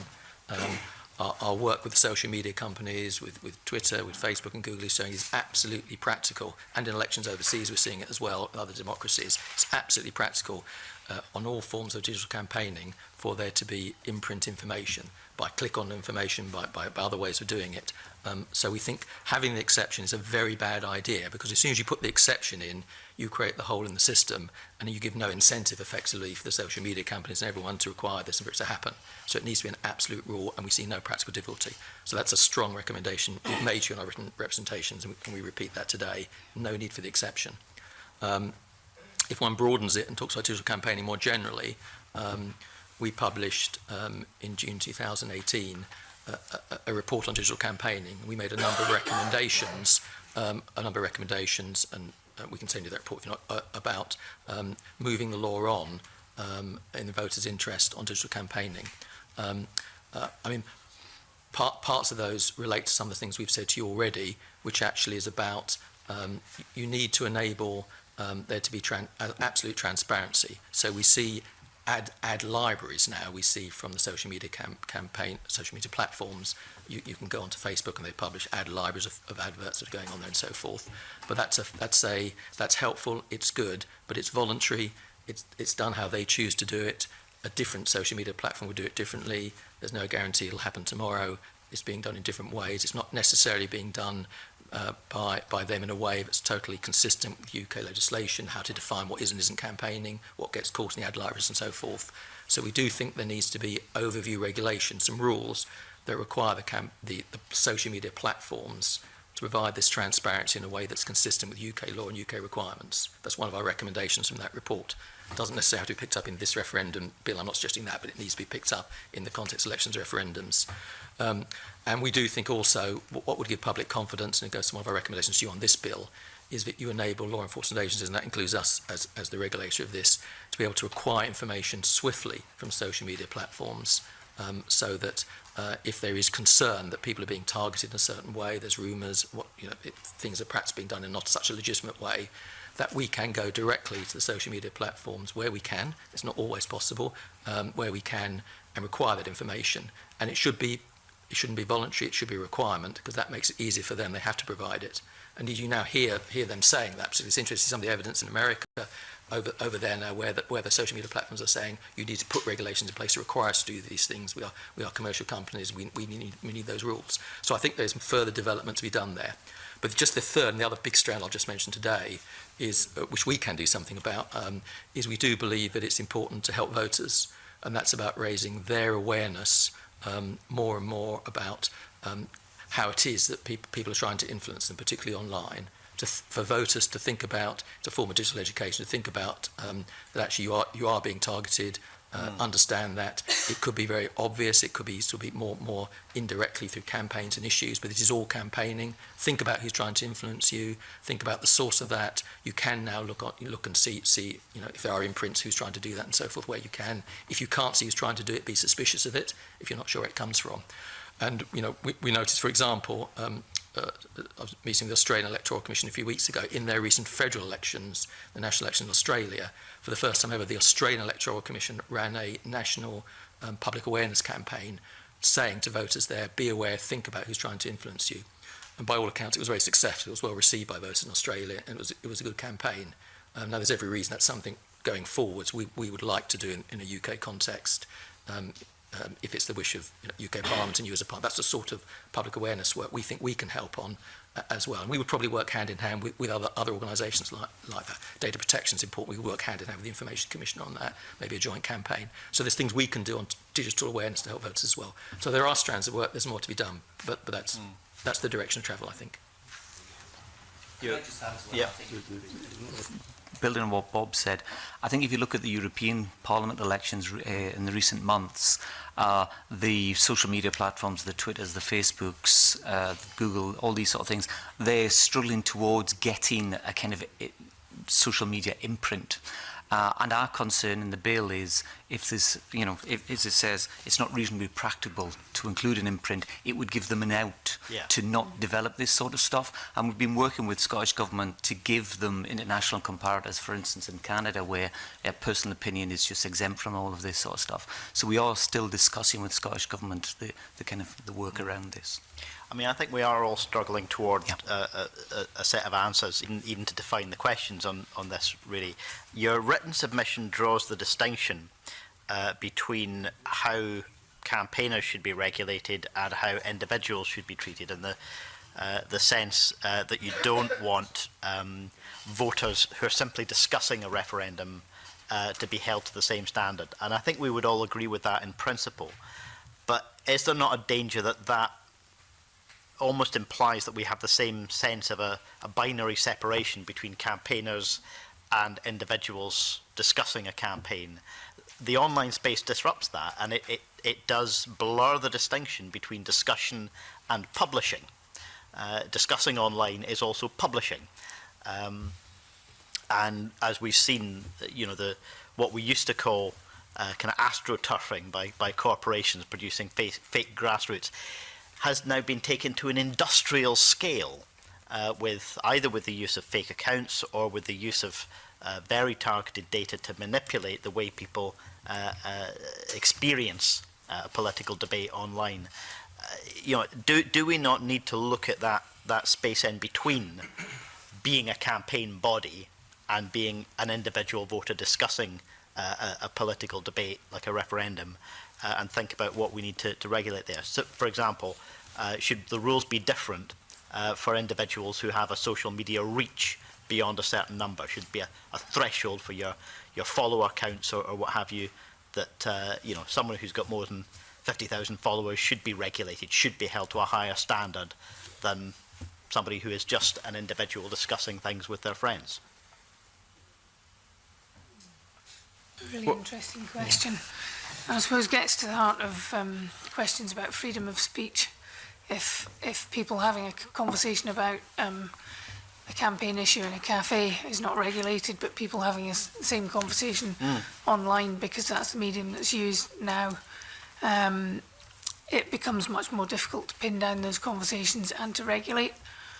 So it's probably a much wider question than we at the Electoral Commission would address. But the point is, they're not just conversations, they're also publications.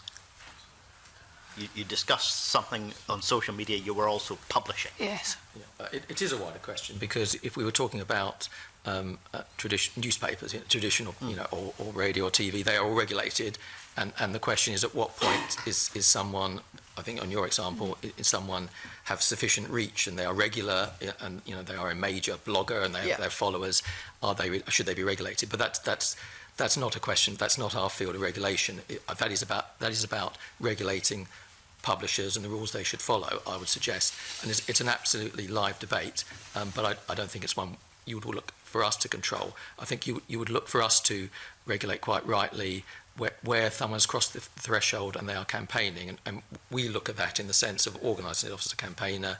You're spending money on it, so forth. You're not just someone who's actually expressing views. Whether you're expressing views to a large reach of people or a few, you're not campaigning. If you draw that across to a newspaper, for example, a newspaper has editorial comment and publishes its views and so forth. They are regulated not by us, and that's right.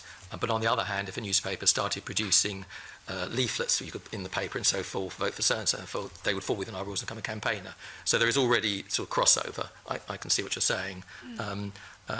But I think you'd look for us to define what is a campaigner within the rules. Are they spending money? Are they organising a campaigner? Yes, they should fall within the rules, and that's where we're drawing the distinction for the purpose of regulating campaigners. Okay, thank you. Just a couple of quick questions, just for follow-up and for record purposes. You talked, Mr. Posner, about the carrying out a publicity campaign around allowing the public to understand how best to operate and deal with the information they get online.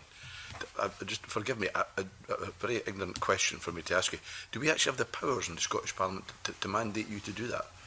I'm going to say yes, in the sense you're mandated. Public awareness, our public awareness responsibility is part of this legislation.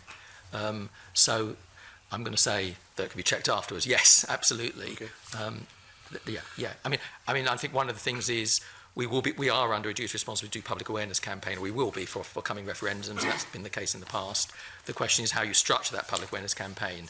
One focuses on encouraging people to register, one focuses on hard-to-reach groups, encouraging them to do that, one focuses on people protecting their vote against fraud and so forth. But perhaps there's a whole new strand, an emerging new strand, which is helping people to just think a bit hard about who's trying to influence them as well. Okay. And we're seeing that overseas now. Okay. And Patrick raised the issue of electoral registration. We heard earlier from other witnesses about a study that the Electoral Commission are undertaking into electoral registration.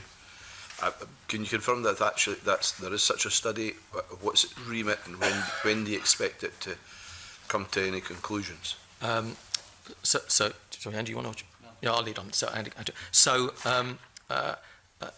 UK government is currently looking at reforming and working across the UK, working how to reform the Canvas system, the annual Canvas system, make it easier for electoral registration officers to get information more speedily through having access to other government and national databases to see where voters are, and then one can begin to look at moving to not necessarily automatic registration, but automated. So if I can get information on voters, then confirm it with the voter, you seem to be at this address, the other records show you are, and so forth. So modernising that system, and we're working with government on that, governments, and that's a good positive project.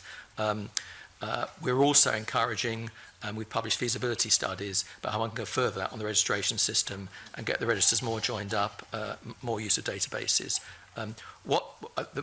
Clearly what that opens up also is once the registers, if one thinks in a UK context, once the registers are more on consistent platforms, more able to get you able to draw down information from registers anywhere in the country speedily and straight away, one can deal with issues of duplication on registers, one can deal with accuracy and completeness much more effectively.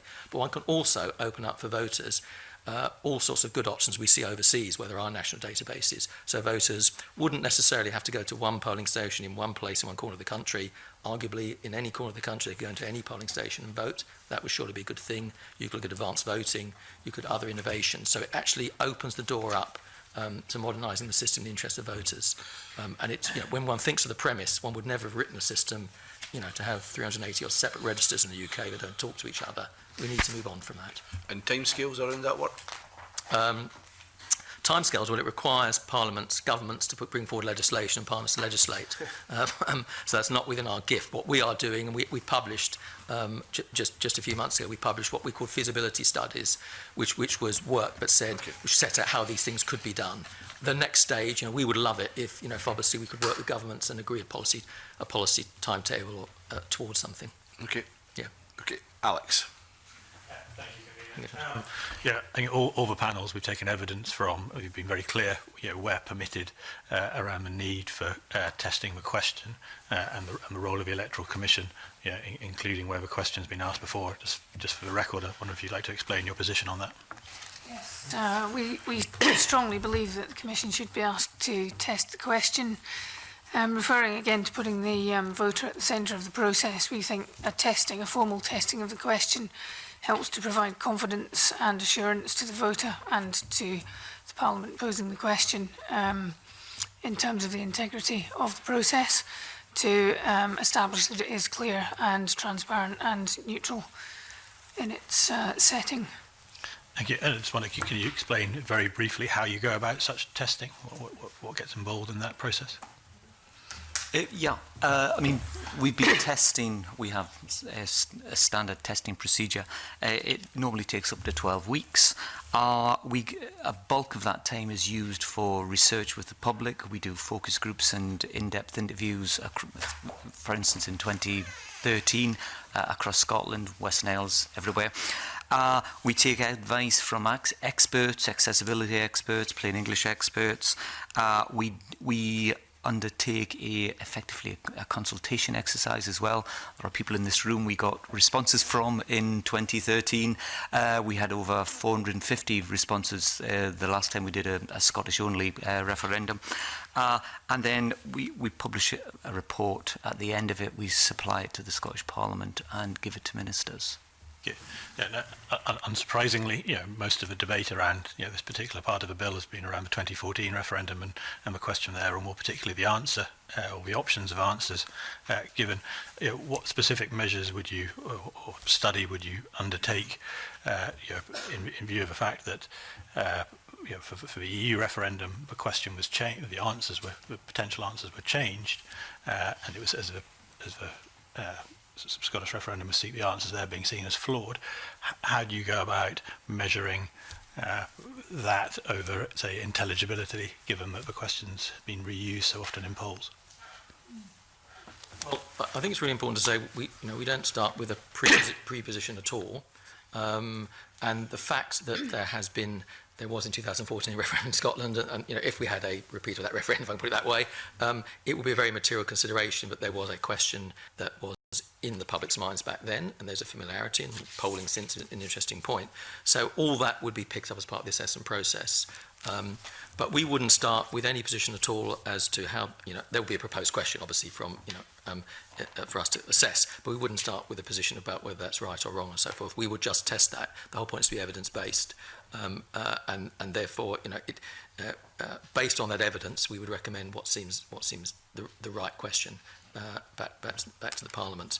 So there's no one should think that just because there's been a 2016 referendum where Remain and Leave was used, there would be any reason why that would be relevant or appropriate for another referendum, or not, as the case may be. And it's our job to do the assessment that takes everything material into account, and we would do that, obviously. And the real test would be, I think the real strength is actually what Andy referred to about the public opinion research. because that is the absolute way one can understand about intelligibility, and one sometimes gets surprises, about wording and so forth. But we would see. Thank you. Alec, sorry. But that seems to be the argument that, for example, the Cabinet Secretary for the Constitution is making, is that we've already had this referendum, we've had it before, the question was tested, you tested it, it was fine. Not a lot's changed in 5 years, some might say. So what is the answer to that then? Because this is coming down to one of the key arguments within this bill itself, and the fact that the Cabinet Secretary has given evidence to our committee and said there is absolutely no need to retest the question. What would your response to that be? I think what we would argue is, I think what we would argue is our expertise lies in question assessment. We believe contexts can change, they may not change. We don't know that until we've done the question testing and given you the advice. I think one of the things you get from our expertise is confidence in the question, and I think people, the voters, the campaigners, can have confidence if we provide a good product in terms of the advice. You can choose to accept it or not, but we give you our advice. That confidence brings acceptance, and brings acceptance from the voter and the campaigners, so you can then go off and debate the issues rather than the question. So that's why we think question assessment, irrespective of whether or not we've tested it 5, 6 or 100 years ago, is important. So you're saying it's crucial that regardless of, because I think the way the bill is proposed just now, once a question's been asked, then you can keep having referendums every 5, 10 years, and the argument being made is that it will just stick to the same question. You're saying it is crucial to retest. I think we would really want to emphasise that point, that the provisions in the bill should require us to test the question, and that there should not be a caveat excluding a question that's been previously put for the very reasons of getting to the assurance point and giving confidence to the elector and to those posing the question that the integrity of the question has been tested and advice given. So we would emphasise that we think all questions should be tested. Okay, Adam. 3 further follow-up points, if I may, or questions on this point. So your written evidence is very strong on this, and I just want to quote it. Your written evidence is that the bill should be amended to ensure that the Electoral Commission must be required to assess any referendum question proposed in legislation, regardless of whether the Commission has previously published views on the question proposed. And your evidence is that there are no circumstances that you can envisage in which that element of the referendum process should be bypassed. Is that correct? That's correct, yes. Thank you. In some of your answers to questions about testing the question, you've talked about intelligibility, which is the word that Papira uses, and is the word that appears also in the relevant section of this bill. And in other of your answers, you've talked about the integrity of the question. Is there a difference between intelligibility and integrity? Is there a narrow or a broad definition that you give to intelligibility when you're testing that question? Does intelligibility include integrity? I'm just interested in how, in exactly what's being tested here, and what breadth of meaning, how elastic this idea of intelligibility might be in your view. I think we're focusing on whether the question is demonstrably clear and neutral, and the outcome of that question will in turn impact on whether the integrity of the process is intact. So one leads to the other. I don't know whether Andy or Bob want to add to that. No, that's right. I mean, it comes back to, as we all know, the question one asked in a referendum, could there be anything more core to the event itself? You know, that question being one that actually voters are not, understand, are not misled in any way, and has that, as Andy said, that confidence and legitimacy. So that's where absolutely, as you said, the integrity comes in. So integrity is part of intelligibility? Yes. Mm. Okay, thank you. Now, as I understand it, correct me if I'm wrong, it's a long time since I looked at it, but as I understand it, Papira legislates for a three-way relationship in terms of the roles here of the Electoral Commission, the Government and Parliament. The Government proposes a question, Parliament, the Electoral Commission then is consulted on the intelligibility of that question, and Parliament then enacts in primary legislation what the question should be. But the recommendations that the Electoral Commission make are binding neither on ministers nor on Parliament. Is that correct? Yes. Right. Is that the relationship that you would like to see in this bill? Do you think that's the right relationship in terms of roles and responsibilities of government, Electoral Commission and Parliament respectively? Yes. Yes.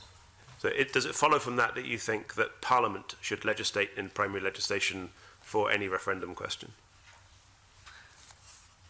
And if it doesn't follow from that, why doesn't it follow from that? Well, however one structures primary and secondary legislation, our position is at the end of the day, we have given our expert advice, and that Parliament ultimately, whether it's approving primary legislation directly through primary or second legislation, is actually owning the question. That is our position. I can understand why you want to sit on that fence, but I'm not going to allow you to do it. I'm sorry. Because the material difference from a parliamentarian's point of view is that we as individual MSPs can seek to amend primary legislation. We cannot, as individual MSPs, or even as large groups of MSPs, seek to amend secondary legislation. So if the appropriate relationship is that the Electoral Commission makes recommendations, then there is no way that MSPs can act on those recommendations if the Electoral Commission says that the proposed question needs to be changed because it's lacking in intelligibility or lacking in integrity in a certain way. We can do that only if the referendum question is set in primary legislation. We can't do that if the referendum question is set in secondary legislation. So I'm sorry, but it seems to me that the force of your earlier answers does very strongly suggest that referendum questions, in the view of the Electoral Commission, should be enshrined in primary and not secondary legislation. And if I'm wrong about that, I need you to explain to me exactly why I'm wrong about that. Well, sorry. Go on. I can. I need to check, and we may need to write to you on this, but our understanding was, assuming a question which hasn't been asked before, we would have to give a view on this. That question could still be done primary or secondary, and we would have to provide our advice before the consideration of the secondary legislation. Which may not be amendable, but presumably doesn't have to be approved. Well, it may be that the view is taken that we want to have the referendum, but we want to have the referendum in accordance with the Electoral Commission's recommendations and not contrary to the Electoral Commission's recommendations. And with a referendum question set in secondary legislation, that is an impossible position for an MSP to take. That can't be best practice, can it? But if the Parliament decides to do that, we would have to live with that, because you make the decisions, we only give you the advice. I think from our perspective, the key thing we want is we want to be able to give you our advice on any question.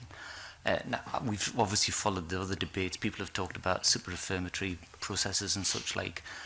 That may be a mechanism you choose to adopt so we can give you our advice. But the key thing for us is we want to give you our advice. Yeah, I mean, I understand that. You want to give us advice, but presumably you also want us to be in a position where we are able, if we choose to act on that advice. But if we proceed as the bill is currently drafted, we simply won't be able to do that, because we won't be able to amend a proposed question to take into account the recommendations of the Electoral Commission. That can't make you very happy, can it?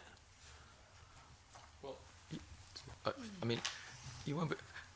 If it is a form of second legislation that you cannot amend, it is certainly a form of second legislation that you don't have to approve as a Parliament, if that's where you end up. But it is a matter for you as Parliament, ultimately. It's not a matter for us. It's your bill, your legislation. And as Andy says, our role is to be able to give the advice, give that transparent for everyone to be able to see that advice. Yeah, but this is my last go on this, Convener. I know you've been very patient, thank you. But your advice is not whether a referendum should be held.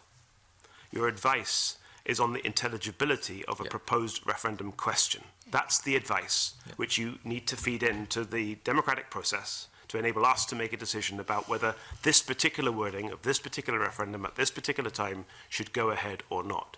And if we are only able to say, yes, there should be a referendum, or no, there shouldn't be a referendum, we're not able to change the referendum question in the light of your recommendations. That makes your recommendations nugatory, doesn't it? Because we can't act on them. Well, same question put in a different way. But yeah. Sorry, Convener, is there not a case that you've got to be happy that the public have confidence in the question? And I suppose if you go back to what Adam's saying, does the public have confidence if you've said, actually, this is not, in our view, there's issues with this question, but Parliament has no ability to actually do anything about that? Does that bring into question the integrity of the question, of the referendum? That comes back to what the panel said earlier, and it's still, the Parliament can still decide secondary legislation or primary legislation that either supports it or it does not. And if the Parliament was to feel that the question put by the Electoral Commission had been altered to an extent that it was not happy with, Parliament can vote that question down put by the government. So I suppose where I'm trying to go with this, Convener, is that should we not at the outset try and find the best way to ensure that the public can have confidence in I agree with, we're having a debate here. I'm trying to, they've told us a couple of times that that's for parliamentarians to decide, and I'm just trying to give them the space to restate that so they don't feel under pressure. But on you go. Yeah, I think that's right. I think we are reluctant to step into a space that is for you, for Parliament, for political viewpoints. You know, we're reluctant, very obviously reluctant to step into that space. I think it's a fair point, though, to say that if we've given advice, we very much hope it's followed. Why wouldn't we? We've given that advice, and if it's not followed, we'd be disappointed, but we'd respect whatever the democratic outcome is, and voters would have to make what they make of it. That is the right democratic position, ultimately. But what is really important to us as an Electoral Commission, with responsibilities around integrity, I agree with that, to make sure that the Electoral Commission is saying, this is what we think the question should be, here's our advice. Now, there could be good reason why, Parliament or whatever, or government would say, no, you've got it wrong on this occasion. It might be very persuasive, but, we would want to give our advice. Gordon, I think you've got a question in this area as well. Yeah, I've got a few questions I want to ask. Mainly to help my understanding of the testing regime. You highlighted the methods of testing, but were you satisfied that, looking back to the 2014 independence referendum, that the question asked at that time was easy to understand, clear, simple and concise, and was neutral? Yes. Good. And I understand from the Ipsos Mori report in the 2014 testing that they carried out on behalf of the Electoral Commission that the sample size was relatively large for this type of research. Why was that? Sorry, can you repeat the question? Well, looking at the in 2014 report on the testing of the question, it says in it that the sample size was relatively large for this type of research. I'm asking the question why you required a larger research panel than normal for testing of questions. From memory, because we wanted to make sure we give you a very good answer and very good advice. Mm-hmm. I mean, at the time, we literally went all over Scotland. We did focus groups in Stornoway and everything. It's obviously a very important question, and that's why we did what we did. So, would I be right by saying that the phrasing of the question used in 2014 referendum was suggested and recommended by the Electoral Commission? Yes. The question we were asked to test was, do you agree that Scotland should be an independent country, yes or no? And we recommended, after 12 weeks, should Scotland be an independent country, yes or no? So, how robust was the testing of that question? So, in order that you knew that voters were going to get a clear choice on, the options available to them? If I can assist here, I mean, that was 2014. Yeah. And as I said earlier, one shouldn't draw any conclusions about what we'd be saying now. And I don't think it's right, you know, and I don't mean this in any wrong way, that, you know, that any politician or any individual or academic or anyone should take the view, I know the answer. I know this is clear now in 2019. I know voters won't, you know, will understand it. It'll be the right question, whatever it might be on any given referendum. This is a framework bill for any referendum. I think it is a far more prudent, wise approach to simply say referendum questions are so core to the whole function of a referendum. Just make sure they are always assessed. And we will always look at the best way at the time to assess the question, take into account material considerations. And then we will publish all that. We publish all the information, everyone can see it. So it does seem to us, we've not heard any argument, you know, or any why one wouldn't want to do that if one's making legislation. I'm just trying to understand that we've got a question that was robustly tested, that was suggested by the Electoral Commission, and that is widely understood. I mean, looking at the question that's been asked in 2014, it was recommended by yourselves. It's been asked in 231 opinion polls since 2011, 99 of those taking place between 2014 and 2019, given an average poll size of around 1,000 people, which is a normal sample size. That's 250,000 people that have been asked this question, on top of 3.6 million people who voted in 2014 on the referendum. The highest turnout of any referendum has ever taken place in the UK. Is there a danger that by changing or potentially changing the question, that you will introduce a level of confusion in the mind of the electorate? I don't think we're proposing to change the question. It's simply to test the question that is proposed to be put. So it could be the same question and there would be a testing of that question. That doesn't imply that it would necessarily be changed. And I think the important thing about testing will be it will give the electorate confidence in the question, whatever the result is. Because I mean, people obviously say we do question testing by case. There's no precedent set. We do the process, collect the evidence in, consider it, and give you our advice. We have no preconceived ideas on that. Others may state we haven't. So I think that's important because the question, in terms of an independence question, is the question itself has become part of the debate. We want to test that so the electorate, whatever question they get, if there is another referendum, have confidence in it and accept it. I mean, I accept that the referendum in 2014 was, most commentators said it was the gold standard of referendum and should be a template for referenda that takes place elsewhere in the UK. I'm just trying to understand what would be the grounds for changing the question, if that's what you came up with after testing. What would be the trigger points that would suggest the question would be changed? We need to follow the evidence. It would depend what the evidence gave us. Okay, right, thanks so much. Patrick? Thank you. Just to follow up on that line of questioning, would it be fair to say that in testing a question, you're not just looking at the objective words, you're looking at how that is understood, how the question is understood by the public, and that involves cultural questions, you know, around the way in which the words convey the meaning to the public. And if those cultural factors around a question had changed, that would be a reason to change the question. So, for example, while in the run-up to 2014, it might have been possible to make a case for saying the question should involve words like leave or remain, those words have now been changed so profoundly in the run-up to and aftermath of the 2016 campaign that it wouldn't be at all appropriate to apply them to a different question than was being addressed in 2016, which was about EU membership. And that is the kind of material that would be tested, were the question to be tested in that context. And of course there will be new electors who were not voting in 2014, who are new to elections and referenda and so on and so forth.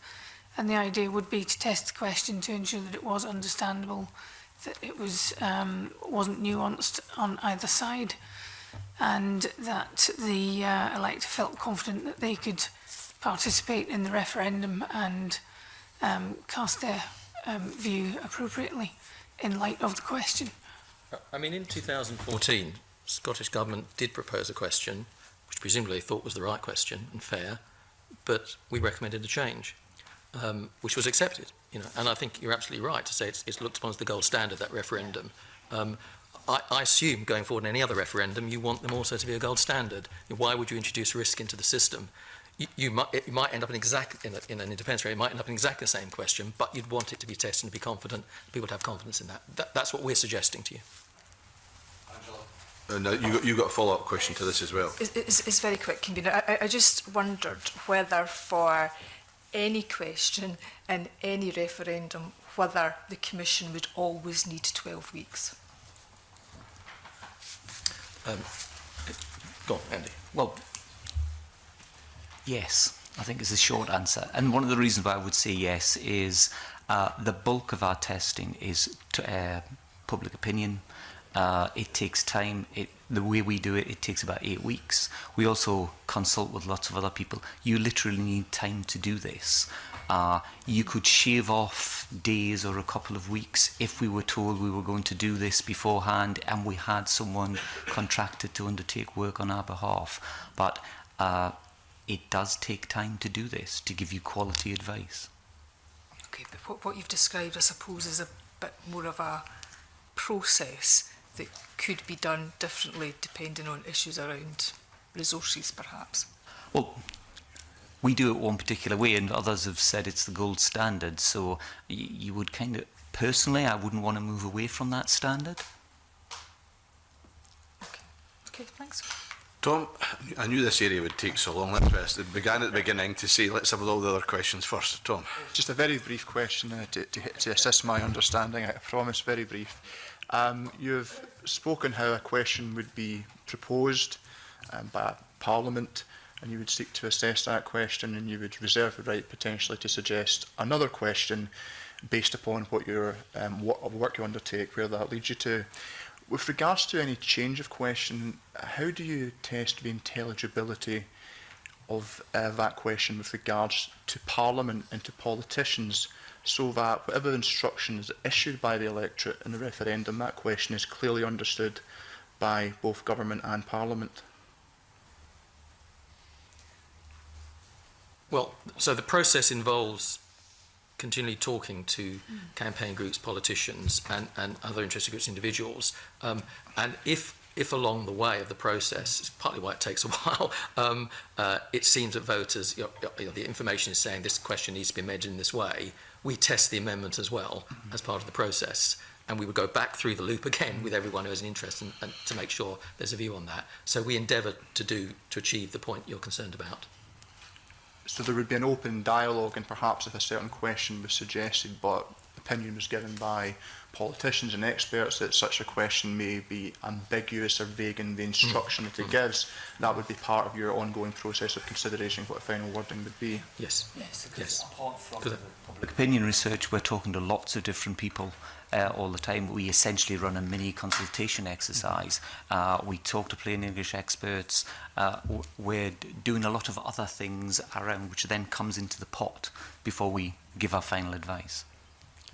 Thank you. Right, Alex. Just very briefly, but following on from Tom's point, is it not ironic there for the European referendum, we have the answer and then we have Parliament and everybody else seeming to be confused and arguing about what it was people actually voted for.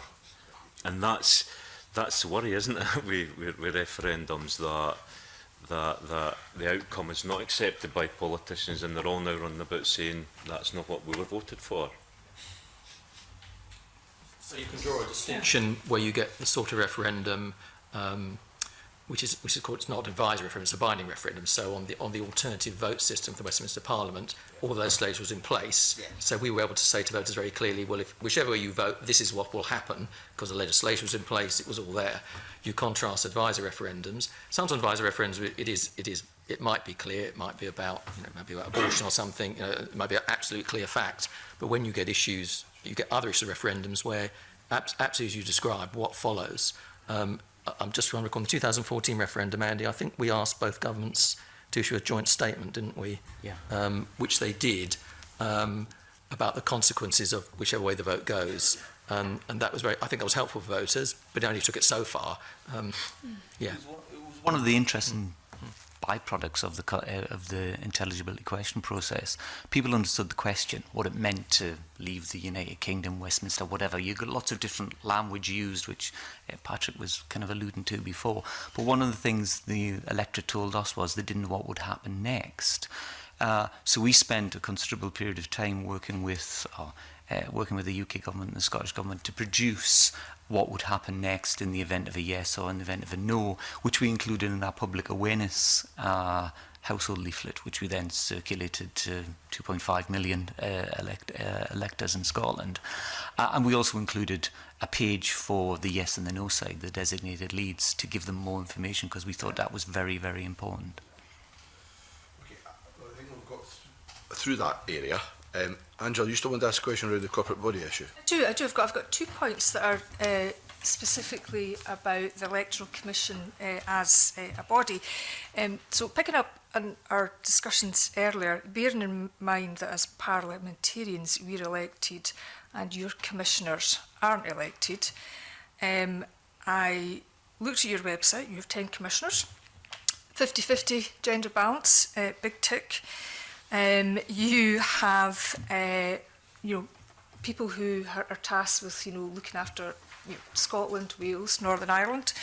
You have former civil servants who've operated at the highest levels of the UK government, and then you have commissioners who are representative of political parties, Conservative, Labour, and then there's the minorities representative, which is someone with a background in the DUP.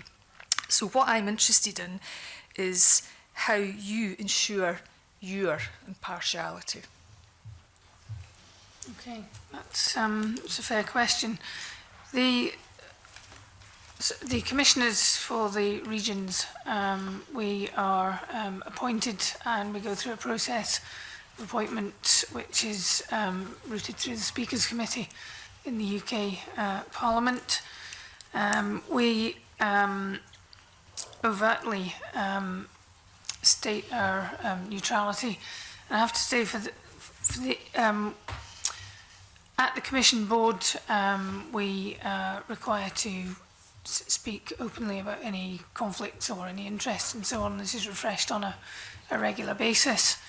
The commissioners who are appointed as political representatives, as it were, when they sit on the board, they look at the issues in the round from the point of view of the role of the Commission, and bring their, I suppose, their point of view as experienced politicians to the table. But we try and always act neutrally in terms of our business as far as being a Commission is concerned. I don't know, Bob, if you'd want to add to that as Chief Executive. Yeah, I mean, what's being listed is layers or protection to make sure there is not partiality. I am the accounting officer of the Commission, a statutory role, so I have to account to parliaments that any money the Commission spends is lawfully spent, public money is lawfully spent. So if I saw something that was perhaps not proper from the Commission board, I would have to step in as accounting officer and deal with that, and if necessary, make public statement and report to Parliament. So that's another level of protection. We have very occasionally, when there's been accusations of the Commission being biased, but it has happened, we've always looked to deal with that in an independent way as possible. The EU membership referendum, there were accusations of bias against the commissioners. We appointed an entirely independent person to look into that. The Commission stepped back entirely. It was an independent report. The person was satisfied and reported to the UK Parliament, but there was no bias in that instance. So we do everything we can is the answer. The Commission is under a very strict code of conduct that's public. They have to sign up to it. They have to live up to it. The Nolan principles of public life and other principles. All the staff are subject to a very, very strict code of conduct. There are restrictions on staff about their background, protections against them coming directly from political parties. They can't work for them for a number of years and so forth. And we internal processes in our particularly sensitive politically is our regulatory work, obviously. So we have very strong standards internally about how we handle our regulatory work, about who investigates something and someone else then assesses it, and it's looked at by a third person. There are very strong standards there. And all that is accounted to the courts. And we have, in the last couple of years, had appeals against some of our regulatory decisions taken to the courts, some of our work, and those have included accusations of bias, and the courts will not uphold them in any instance. It is always a possibility, though, so we do our best to protect against it. Okay, thank you very much for that. Now, the bill before us says that any expenditure by the Commission must be met by the Scottish Parliament corporate body.